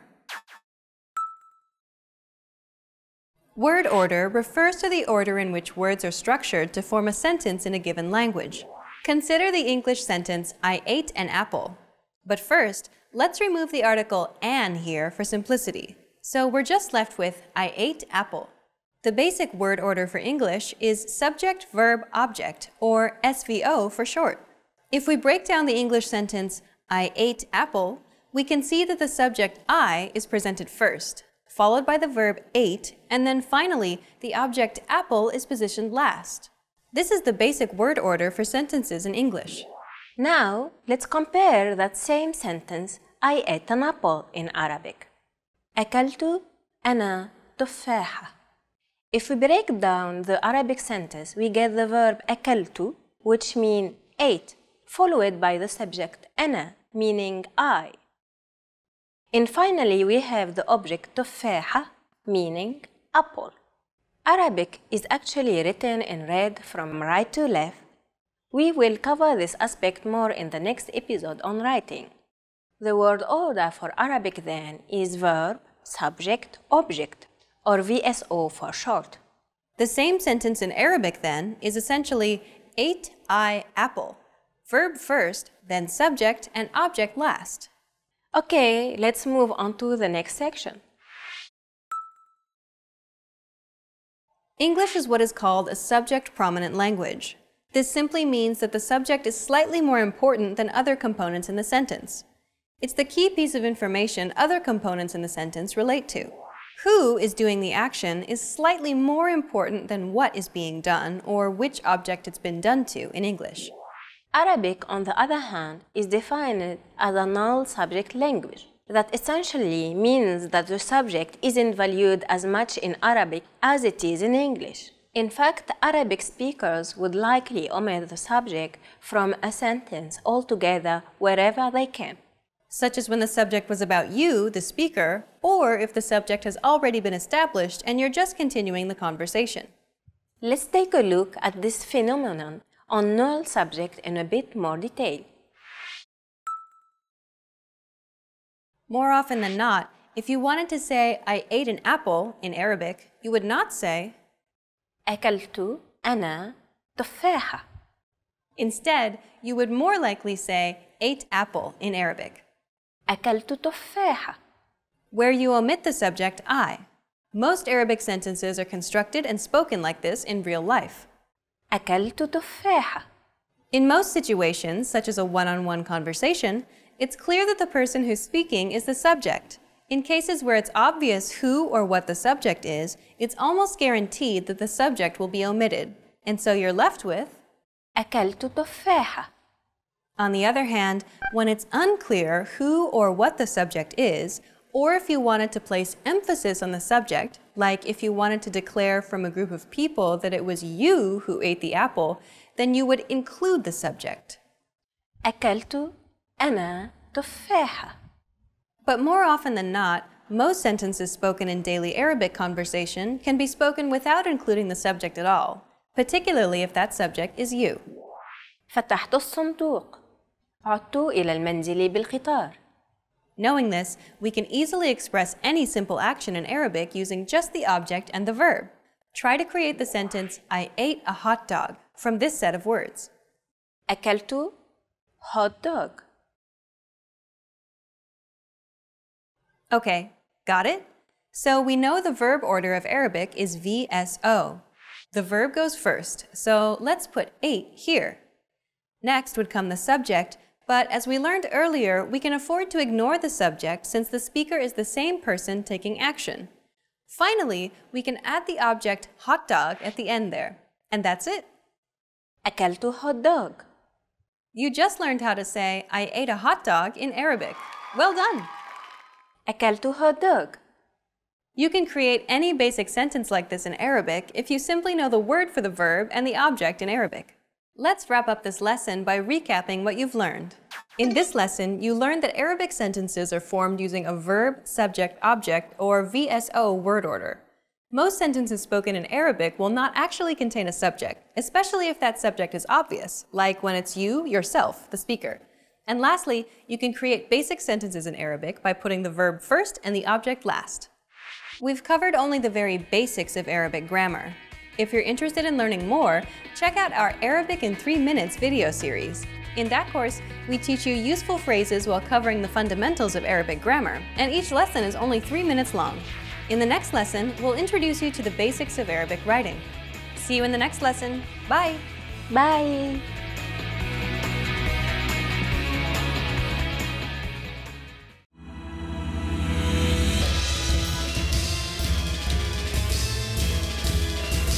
Hi! Welcome to Introduction to Arabic. My name is Alicia, and I'm joined by... Hi everyone, I'm Yafa. In this lesson, you'll learn the basics of Arabic writing. First, let's introduce you to the Arabic alphabet. The Arabic alphabet consists of 28 letters. There are 3 vowels, ألف, wa, ya. the rest are consonants. باء, تاء, ثاء, جيم, دل, را, زاء. And so on. 5 consonant letters are emphatic or hard versions of other letters. They're pronounced deeper in the throat. ضاد, حاء, صاد, ظا, قاف. Let's talk a little bit about the sequence that they are written in. Just like how English orders its alphabet in A, B, C, and so forth, there is a proper order in which Arabic letters are sequenced too. There are actually 2 ways the Arabic alphabet is ordered. One is called abjad and the other hija. For this introductory lesson, just understand that abjad is the older version, while the hija is the newer version that's commonly used in modern-day dictionaries.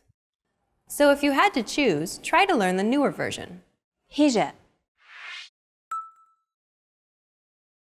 Just like how there are abjad and hija orders of the Arabic alphabet, there are also two different styles of writing in Arabic. The first is Classical Arabic, the language of the Quran, in the classical literature. It differs from the other type of written Arabic in style and vocabulary, some of which is abandoned now. The second is Modern Standard Arabic, the universal language of the Arabic-speaking world, which is understood by all Arabic speakers. It's the language of the vast majority of written material and of formal TV shows, lectures, and so on. Once again, you can think of them as the old and the newer style. The biggest difference between these two writing styles is that Classical Arabic represents vowels, while Modern Standard Arabic mostly does not. Let's try to draw a comparison to English to better demonstrate this point. Take, for example, a word like cover in English. It's written C-O-V-E-R. This is how you would write it in Classical Arabic. In Modern Standard Arabic, however, it's customary to omit the vowels. So it will be written CVR in Modern Standard Arabic. In this case, the vowels are merely implied. It relies on you to fill in the gaps on your own to come up with the correct word based on context. This makes learning Arabic more difficult in the beginning, but once you become proficient, it will be like reading in shorthand. Let's see what it would look like in Arabic. Take the verb for go in Arabic. Classical Arabic will be written like this. In pronounced, ذهب. Modern Standard Arabic, however, would remove the vowels, so it would appear like this, and be pronounced ذهب. ذهب. ذهب. Vowed text appear in the Quran. They are also used, though with less consistency, in other religious texts, in classical poetry, in books for children, in foreign learners, and occasionally in complex texts to avoid ambiguity. Modern Standard Arabic is used everywhere else, meaning it's much more common, so most of the time the vowels would not be written at all. The writing style of Arabic may require some getting used to, because unlike English and other Western languages, Arabic is written in the opposite direction, from right to left. So, using the previous example, ذهب. The goes first, followed by ha and then be. While words are written from right to left, numerals are written from left to right instead, so please keep that in mind. Okay, now that you know that Arabic is written from right to left, let's talk a bit about the different forms of a letter. As you can see, Arabic is written in cursive. Unlike English, writing cursive in Arabic is not optional. It is always written this way, where letters within a word connect from one to the next. Each letter is written differently depending on their position within a word. A letter can exhibit up to 4 distinct forms: initial, medial, final, or isolated. Take the letter B, for example. This letter is written in the initial form. When it's the first letter in a word, it'll be written like this. B. بيض. It'll be written in the medial form when it's wedged between 2 other letters. باء. انطباع. It'll be written in the final form when it's the last letter in a word. باء. واجب. And when the letter stands alone, it'll be written using the isolated form. باء. Well done! Now let's end this lesson by recapping what we've learned. In this lesson, you learned that there are 28 letters in the Arabic alphabet. 3 of them are vowels and the rest are consonants. Texts using Classical Arabic are voweled, but more commonly, everyday Arabic is written using Modern Standard Arabic, which nearly always has them omitted. You also learned that Arabic is written from right to left, and that there are 4 forms of a letter: the initial, medial, final, and isolated. In the next lesson, you'll be entering Arabic Boot Camp, where you'll learn useful beginner phrases to get you speaking Arabic right away. See you in the next lesson. Bye! Bye!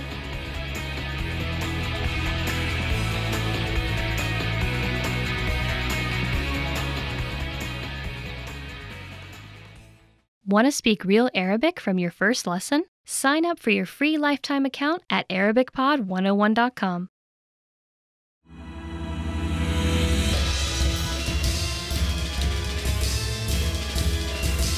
Hi, welcome to Introduction to Arabic. My name is Alicia, and I'm joined by... Hi everyone, I'm Yafa.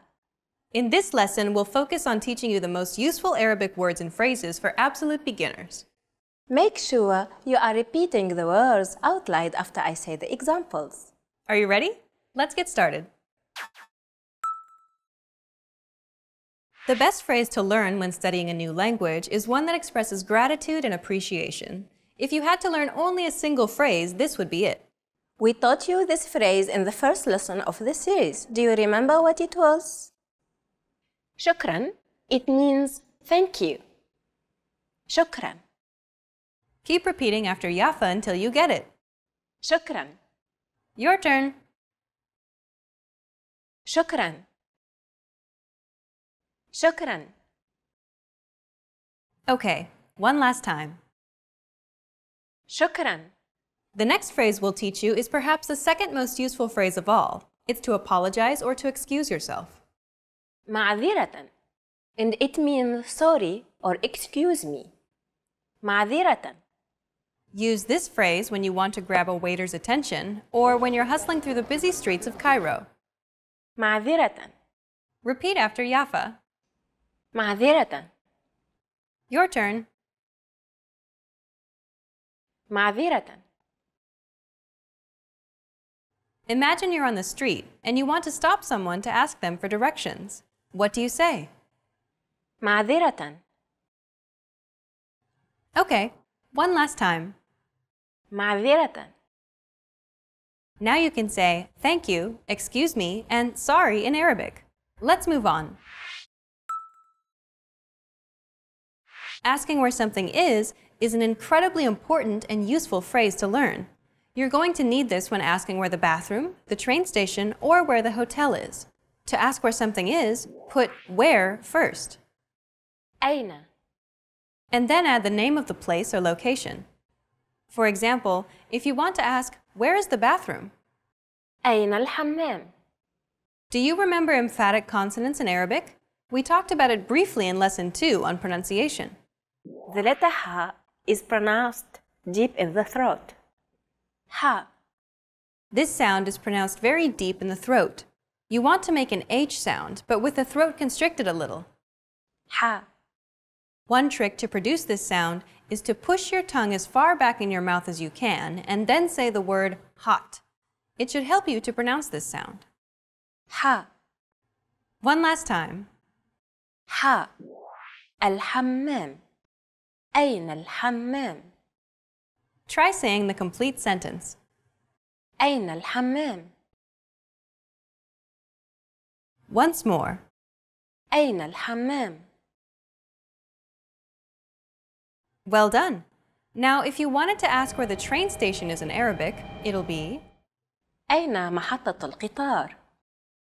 أين محطة القطار. Repeat it again. أين محطة القطار.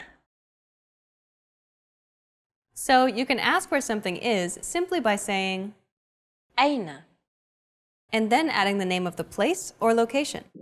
So if the word for hotel is فندق. how would you ask, where is the hotel in Arabic? First you would say, أين. then add hotel. فندق. فندق. فندق ماريوت القاهرة. فندق ماريوت القاهرة. Convenience store in Arabic is بقالة. where is the convenience store would be أين البقالة. أين البقالة. repeat it one last time. أين البقالة.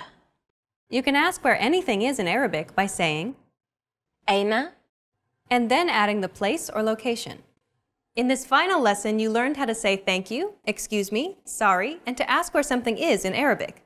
And in this series, we introduced you to the basics of Arabic pronunciation, grammar, writing, and more. Let's conclude with some parting advice from Yafa and listen to some of her tips on how to learn Arabic from a native Arabic perspective. The best way to learn Arabic, particularly if you want to improve your communication skills, is to watch and study contemporary Arabic videos. That's because we often use expressions that aren't necessarily introduced in grammar textbooks. I believe that listening to Arabic music is one of the easiest ways to immerse yourself and to learn Arabic. Additionally, music teaches you all sorts of things, including cultural expressions and the values of a community. You get to learn much more than just the language. Finally, watching contemporary videos such as our video here at ArabicPod101.com will ensure that you are learning real, applicable Arabic in the fastest and most effective way. You've reached the end of this course, Introduction to Arabic, but it's only the beginning of your journey to Arabic fluency. Where do you go from here? Try our Ultimate Guide to Arabic Pronunciation series, where we teach you all the sounds of the Arabic language. Or check out any of our other video series. We have many different categories for you to choose from. Good luck as you continue learning Arabic, and I'll see you in another video. Bye! Bye!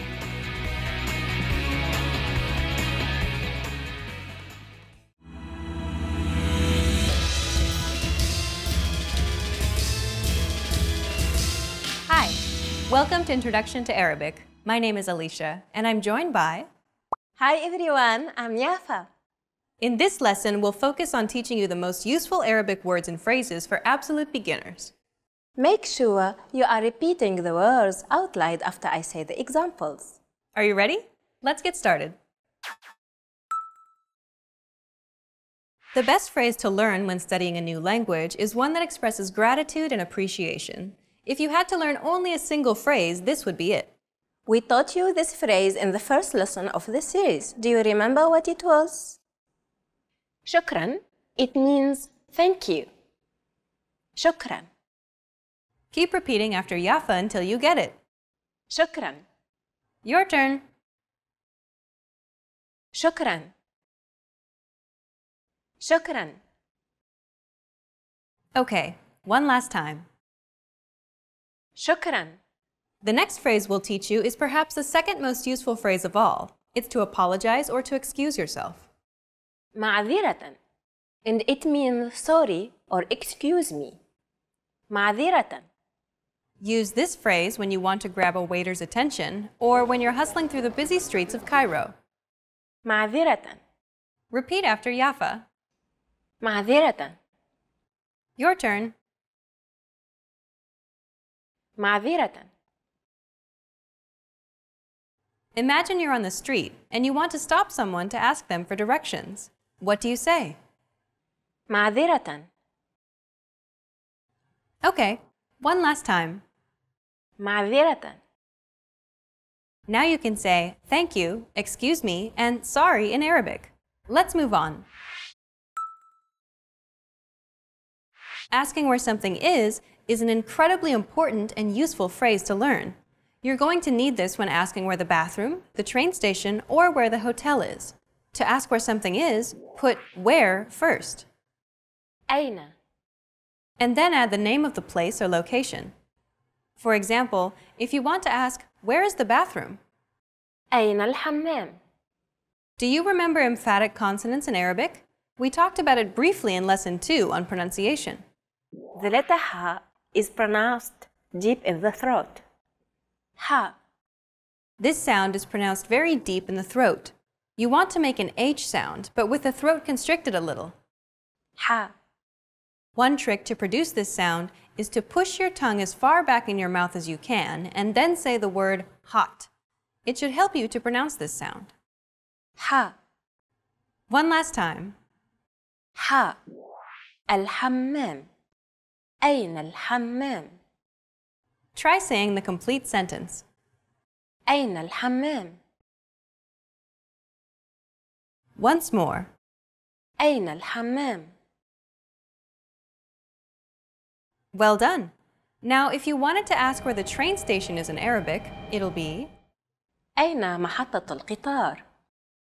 أين محطة القطار. Repeat it again. أين محطة القطار. So you can ask where something is simply by saying أين. And then adding the name of the place or location. So if the word for hotel is فندق. how would you ask, where is the hotel in Arabic? First, you would say, أين. then add hotel. فندق. فندق. فندق ماريوت القاهرة. فندق ماريوت القاهرة. Convenience store in Arabic is بقالة. where is the convenience store would be أين البقالة. أين البقالة. repeat it one last time. أين البقالة.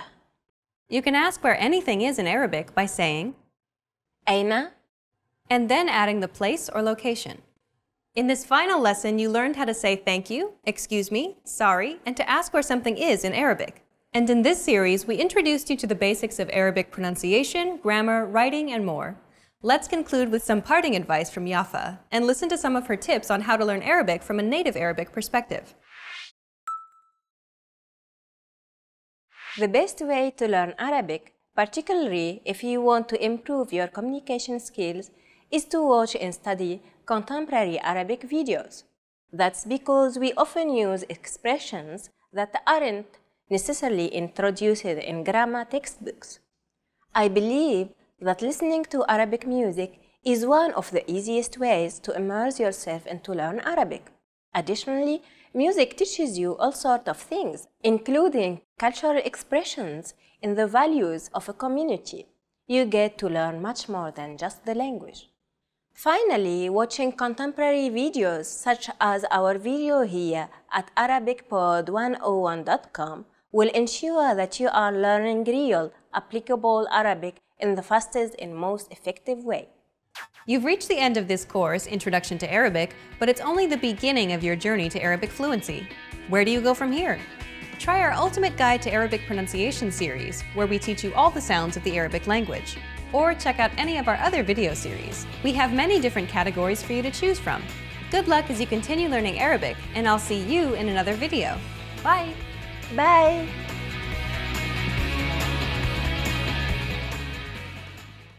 Want to master grammar so you can speak properly, express yourself better, and understand more?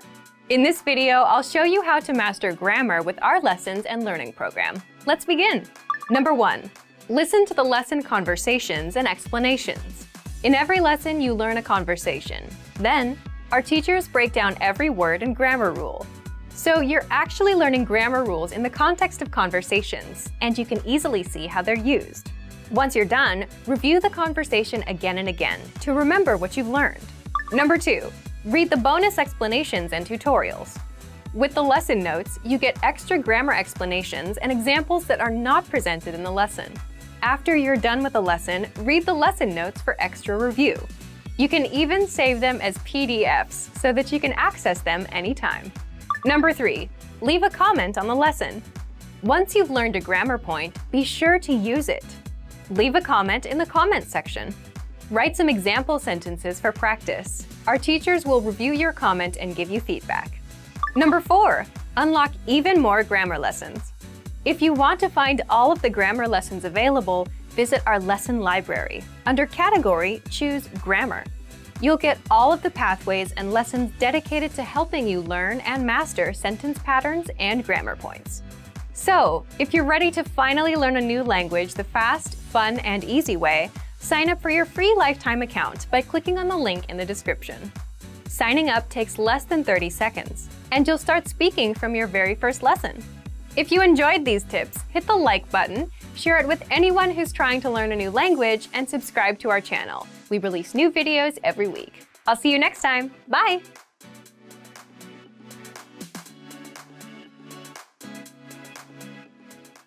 Hi everyone, I'm Perihan, and today we're going to have the top 25 Arabic phrases. So let's begin.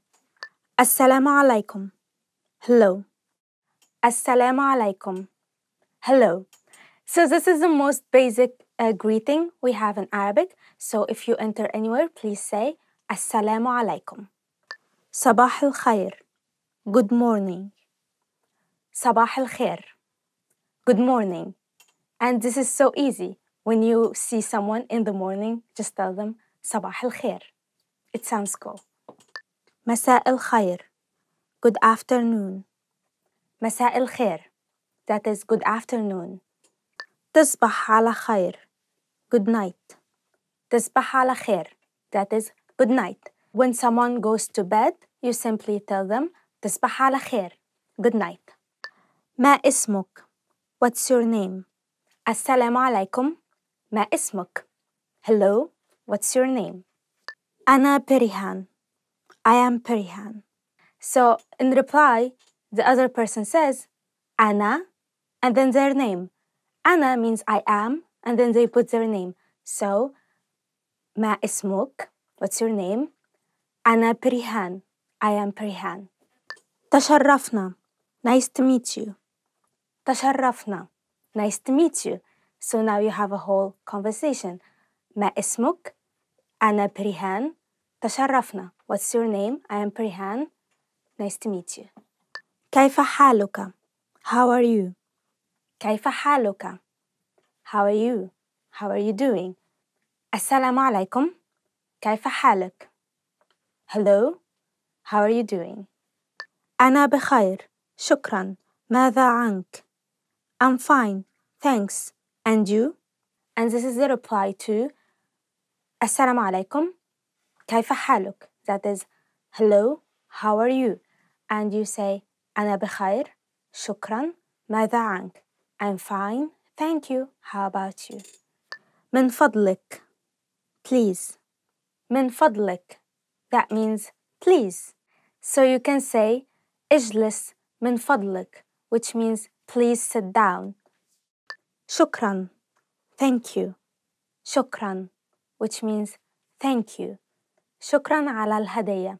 Thank you for the present. عفوا. You're welcome. عفوا. You're welcome. So from the beginning, شكرا على الهدية. Thank you for the present. And you reply, عفوا. You're welcome. نعم. Yes. نعم, which means yes.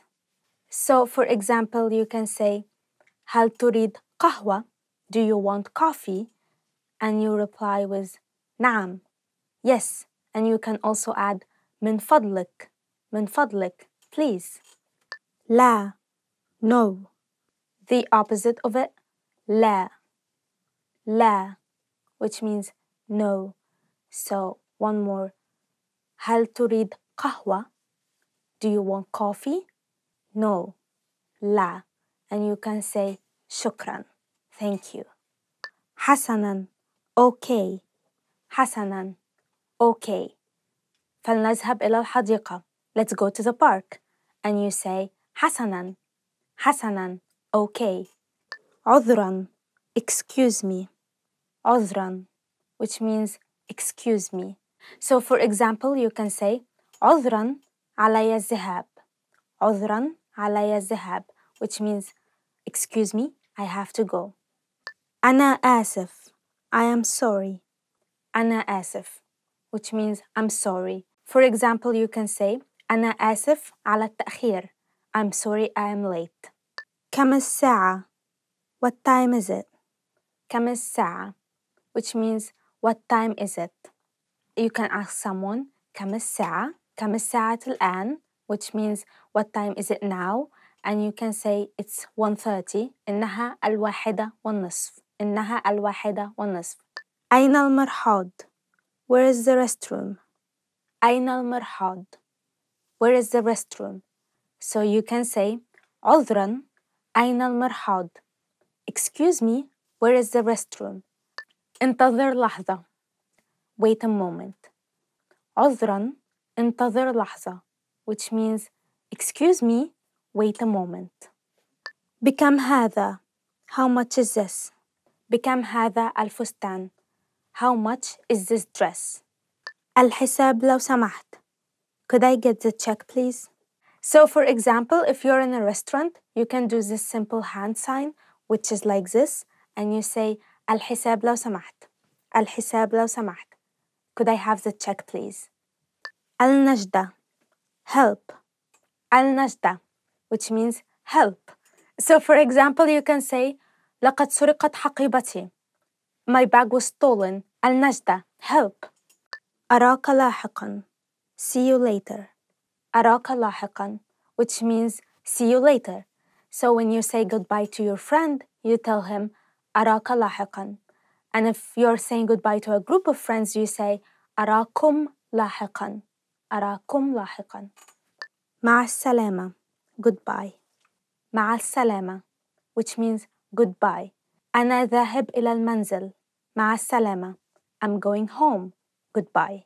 And that's it for today. I hope you enjoyed this lesson, and please subscribe and comment below about your favorite Arabic phrase. Goodbye. Oh, yeah. Oh, no. Okay.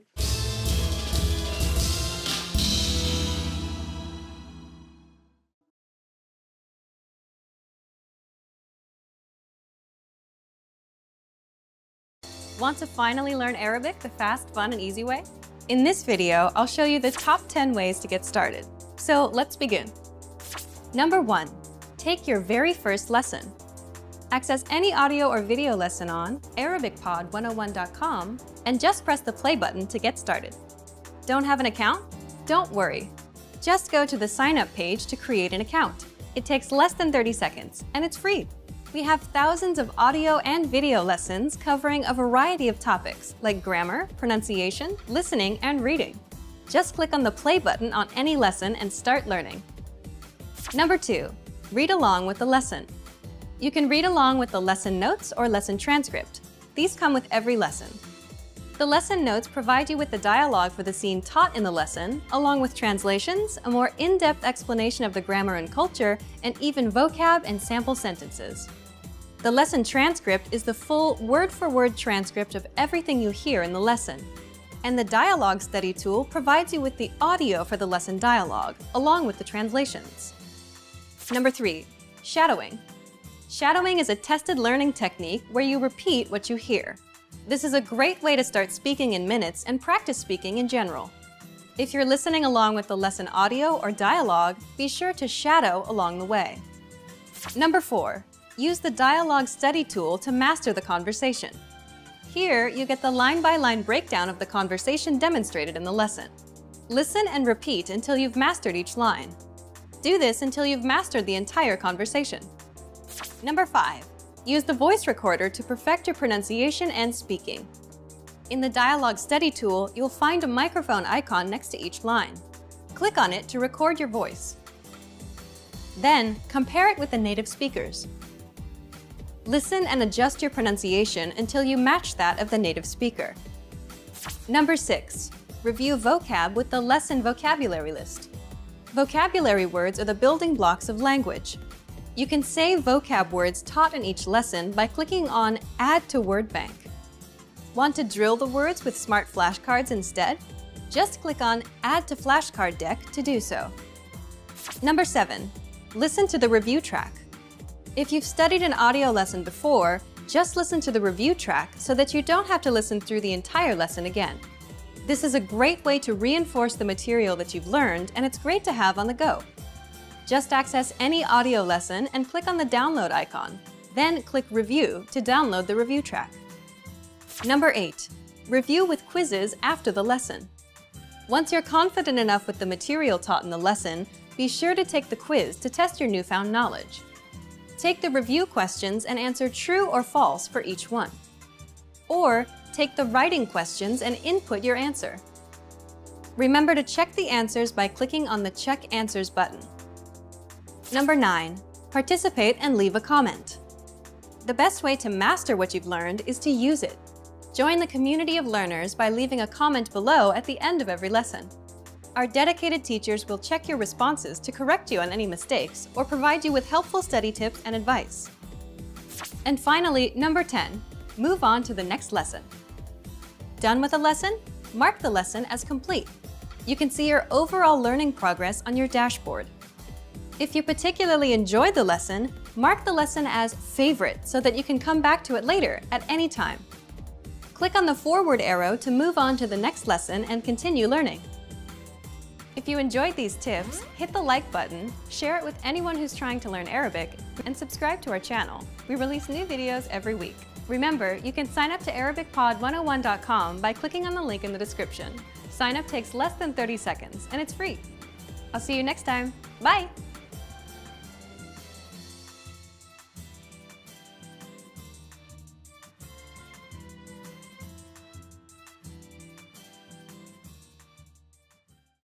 Are you feeling confident as a beginner-level language learner? Are you ready to move up to the intermediate level?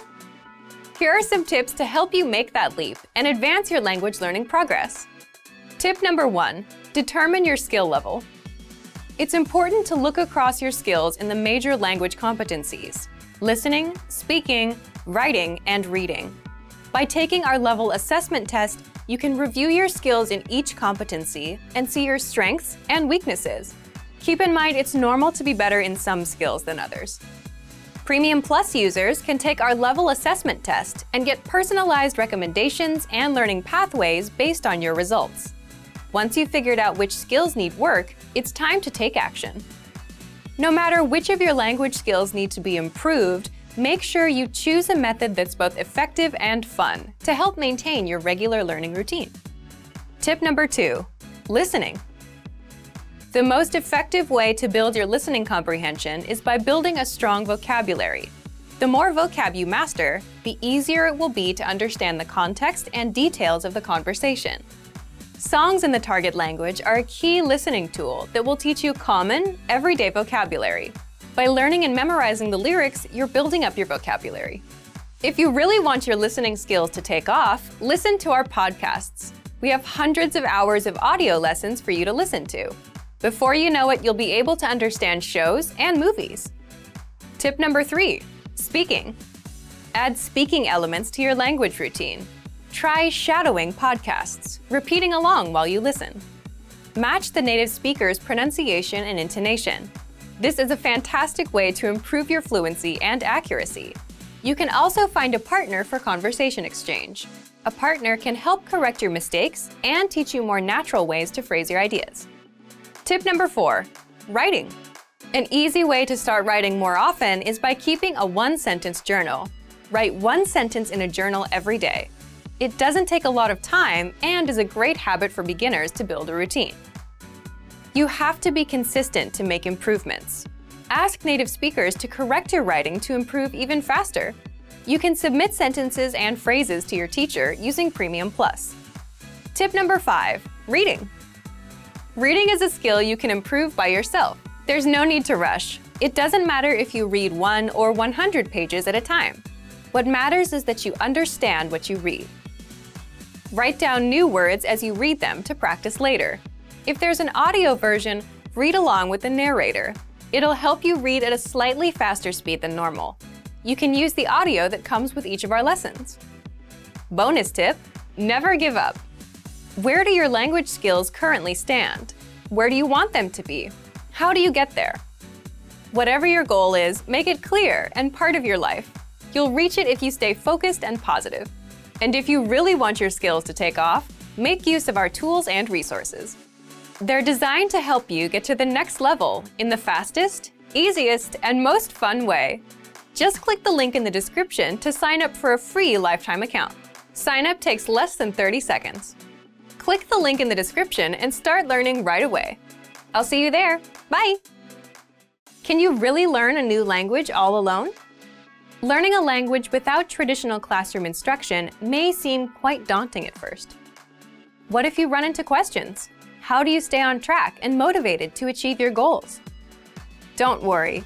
Not only is it possible to learn any language without traditional classroom instruction, we have created an advanced and extensive online language learning system to help you do just that. It's designed to help you learn a language on your own and is faster, more convenient, and less expensive than traditional classroom options. Here are 3 reasons to learn a language alone. Number 1, learn at your own pace and on your own schedule. In today's fast-paced world, there isn't always time for traditional classroom instruction. But when you learn alone, you can study anywhere and anytime that suits your schedule best. It makes it far easier to actually reach your goal of learning and mastering the language. Number 2, learning a language on your own can reduce stress and anxiety. In traditional classroom settings, there are pop quizzes, tests, and presentations in front of classmates. While it's valuable to learn public speaking skills and to be able to perform under pressure, for some people, these classroom pressures are a big hurdle for their language learning dreams. Learning alone, however, removes these stressors. Learning outside of a traditional classroom setting can help reduce some of the stress you may feel, and you can work towards your goals all on your own. Number 3, learning alone can help improve cognitive function.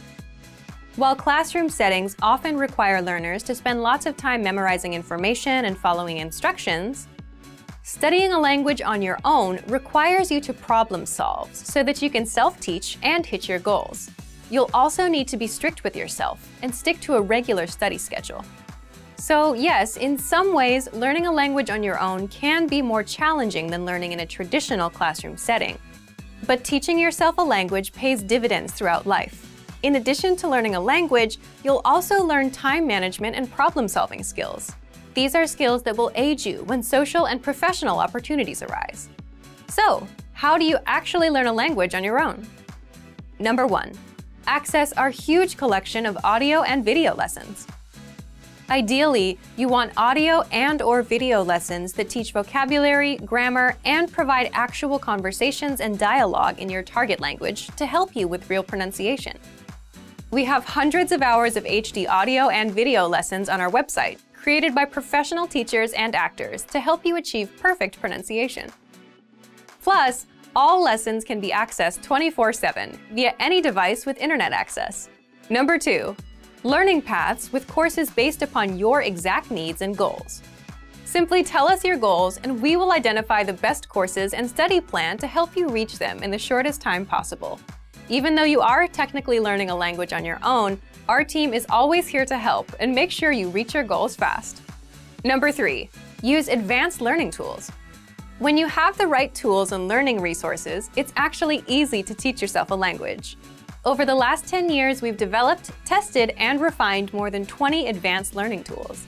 These tools aim to boost retention and reduce learning time. Eliminate stress and start learning at your own pace, in bed, your car, or wherever you have a few spare minutes.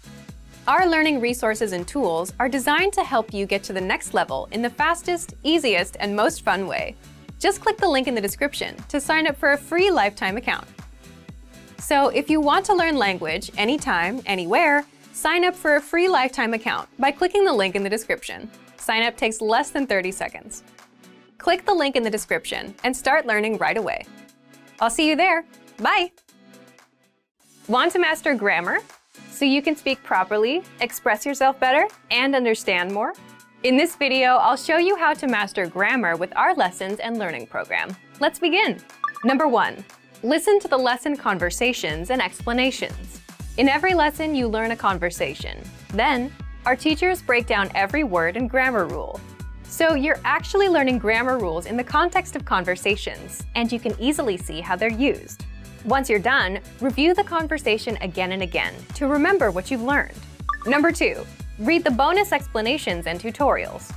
With the lesson notes, you get extra grammar explanations and examples that are not presented in the lesson. After you're done with the lesson, read the lesson notes for extra review. You can even save them as PDFs so that you can access them anytime. Number 3. Leave a comment on the lesson. Once you've learned a grammar point, be sure to use it. Leave a comment in the comments section. Write some example sentences for practice. Our teachers will review your comment and give you feedback. Number 4. Unlock even more grammar lessons. If you want to find all of the grammar lessons available, visit our lesson library. Under Category, choose Grammar. You'll get all of the pathways and lessons dedicated to helping you learn and master sentence patterns and grammar points. So, if you're ready to finally learn a new language the fast, fun, and easy way, sign up for your free lifetime account by clicking on the link in the description. Signing up takes less than 30 seconds, and you'll start speaking from your very first lesson. If you enjoyed these tips, hit the like button, share it with anyone who's trying to learn a new language, and subscribe to our channel. We release new videos every week. I'll see you next time. Bye!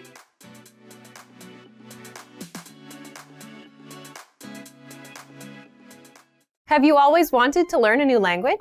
You probably have your own reason for wanting to learn, but there are huge benefits to being bilingual that you might not know about. In this video, I'll introduce a few of them.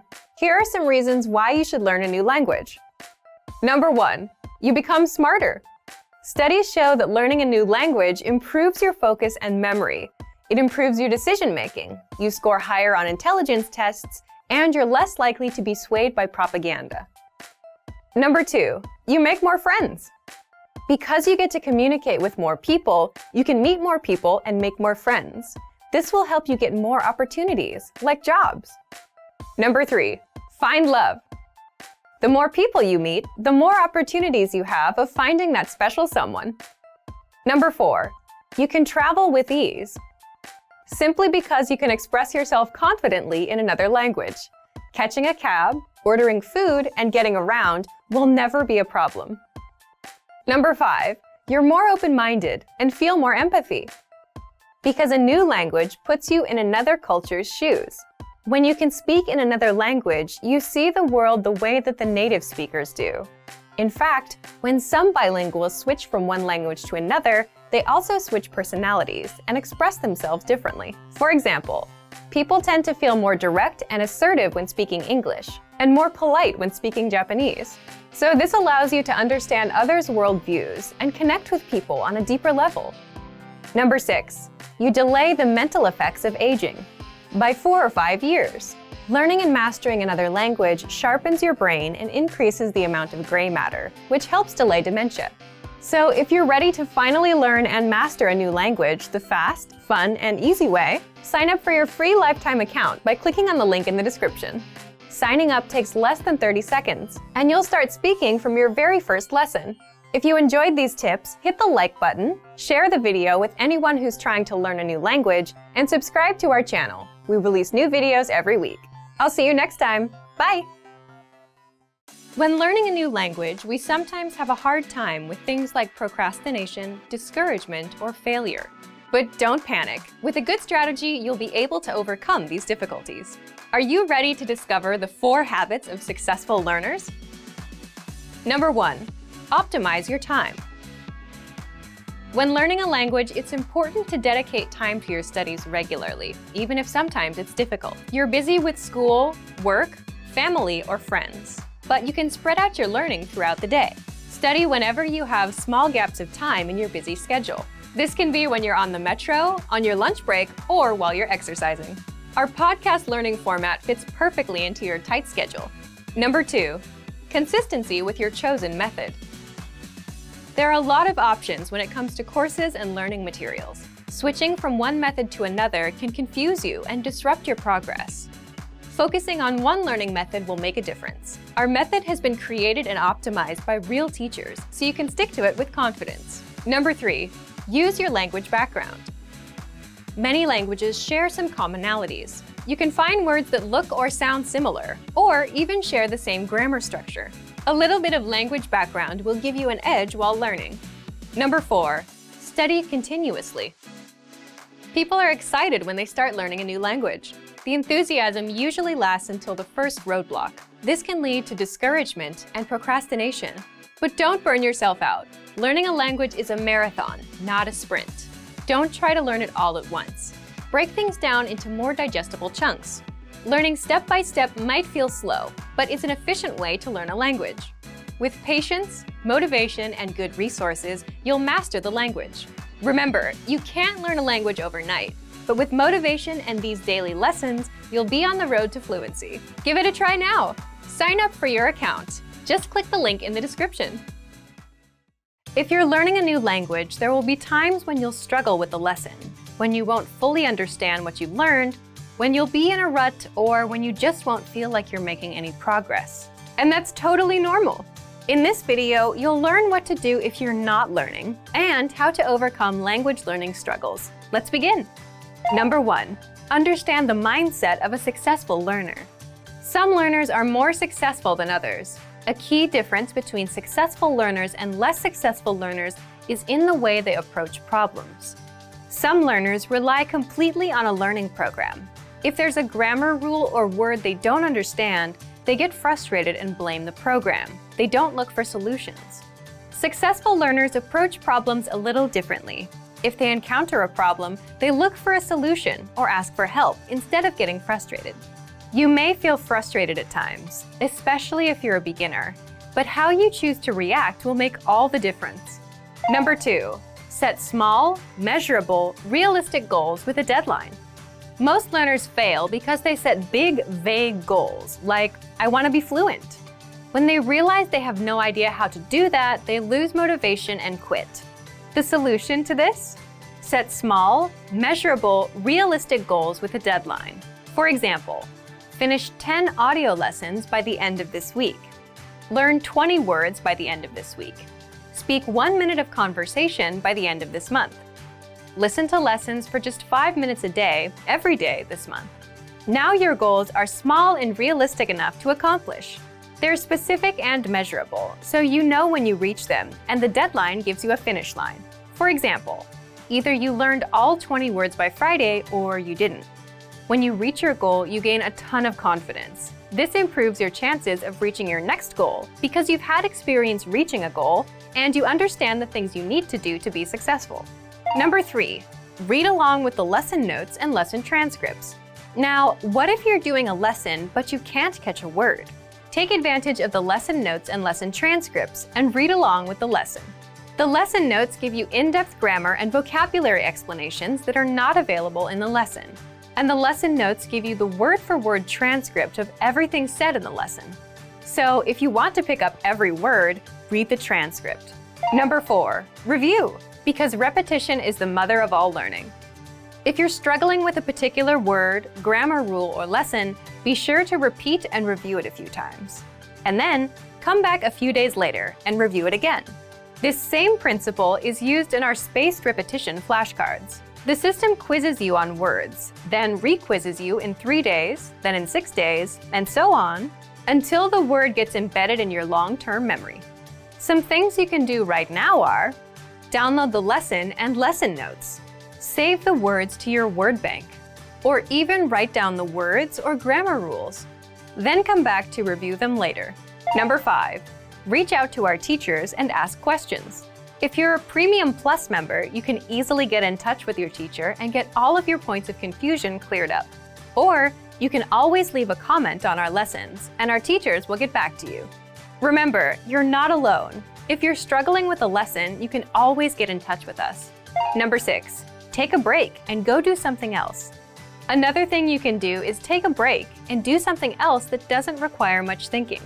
There's a reason our best ideas come while in the shower or while taking a walk. While you're on a break, your brain is more relaxed and starts making connections that you couldn't see when you were focused and stressed out. It's also why coming back to review things with a fresh mind can help you better understand the lessons you've taken. Number 7, downgrade your learning routine. If you're studying for 30 minutes a day and find yourself overwhelmed, or if you suddenly find yourself busy, the best thing to do is to reduce your study routine to something easier and more manageable. If you've been learning 30 minutes a day, drop down to 10 or 15 minutes. Even 5 minutes is good enough because language learning success comes with consistency. Quitting and coming back every 3 months won't work. This brings us to our next point. Number 8, remember, learning a language is a marathon, not a sprint. Think about it. You can't cram for 5 hours and expect to remember everything you've studied.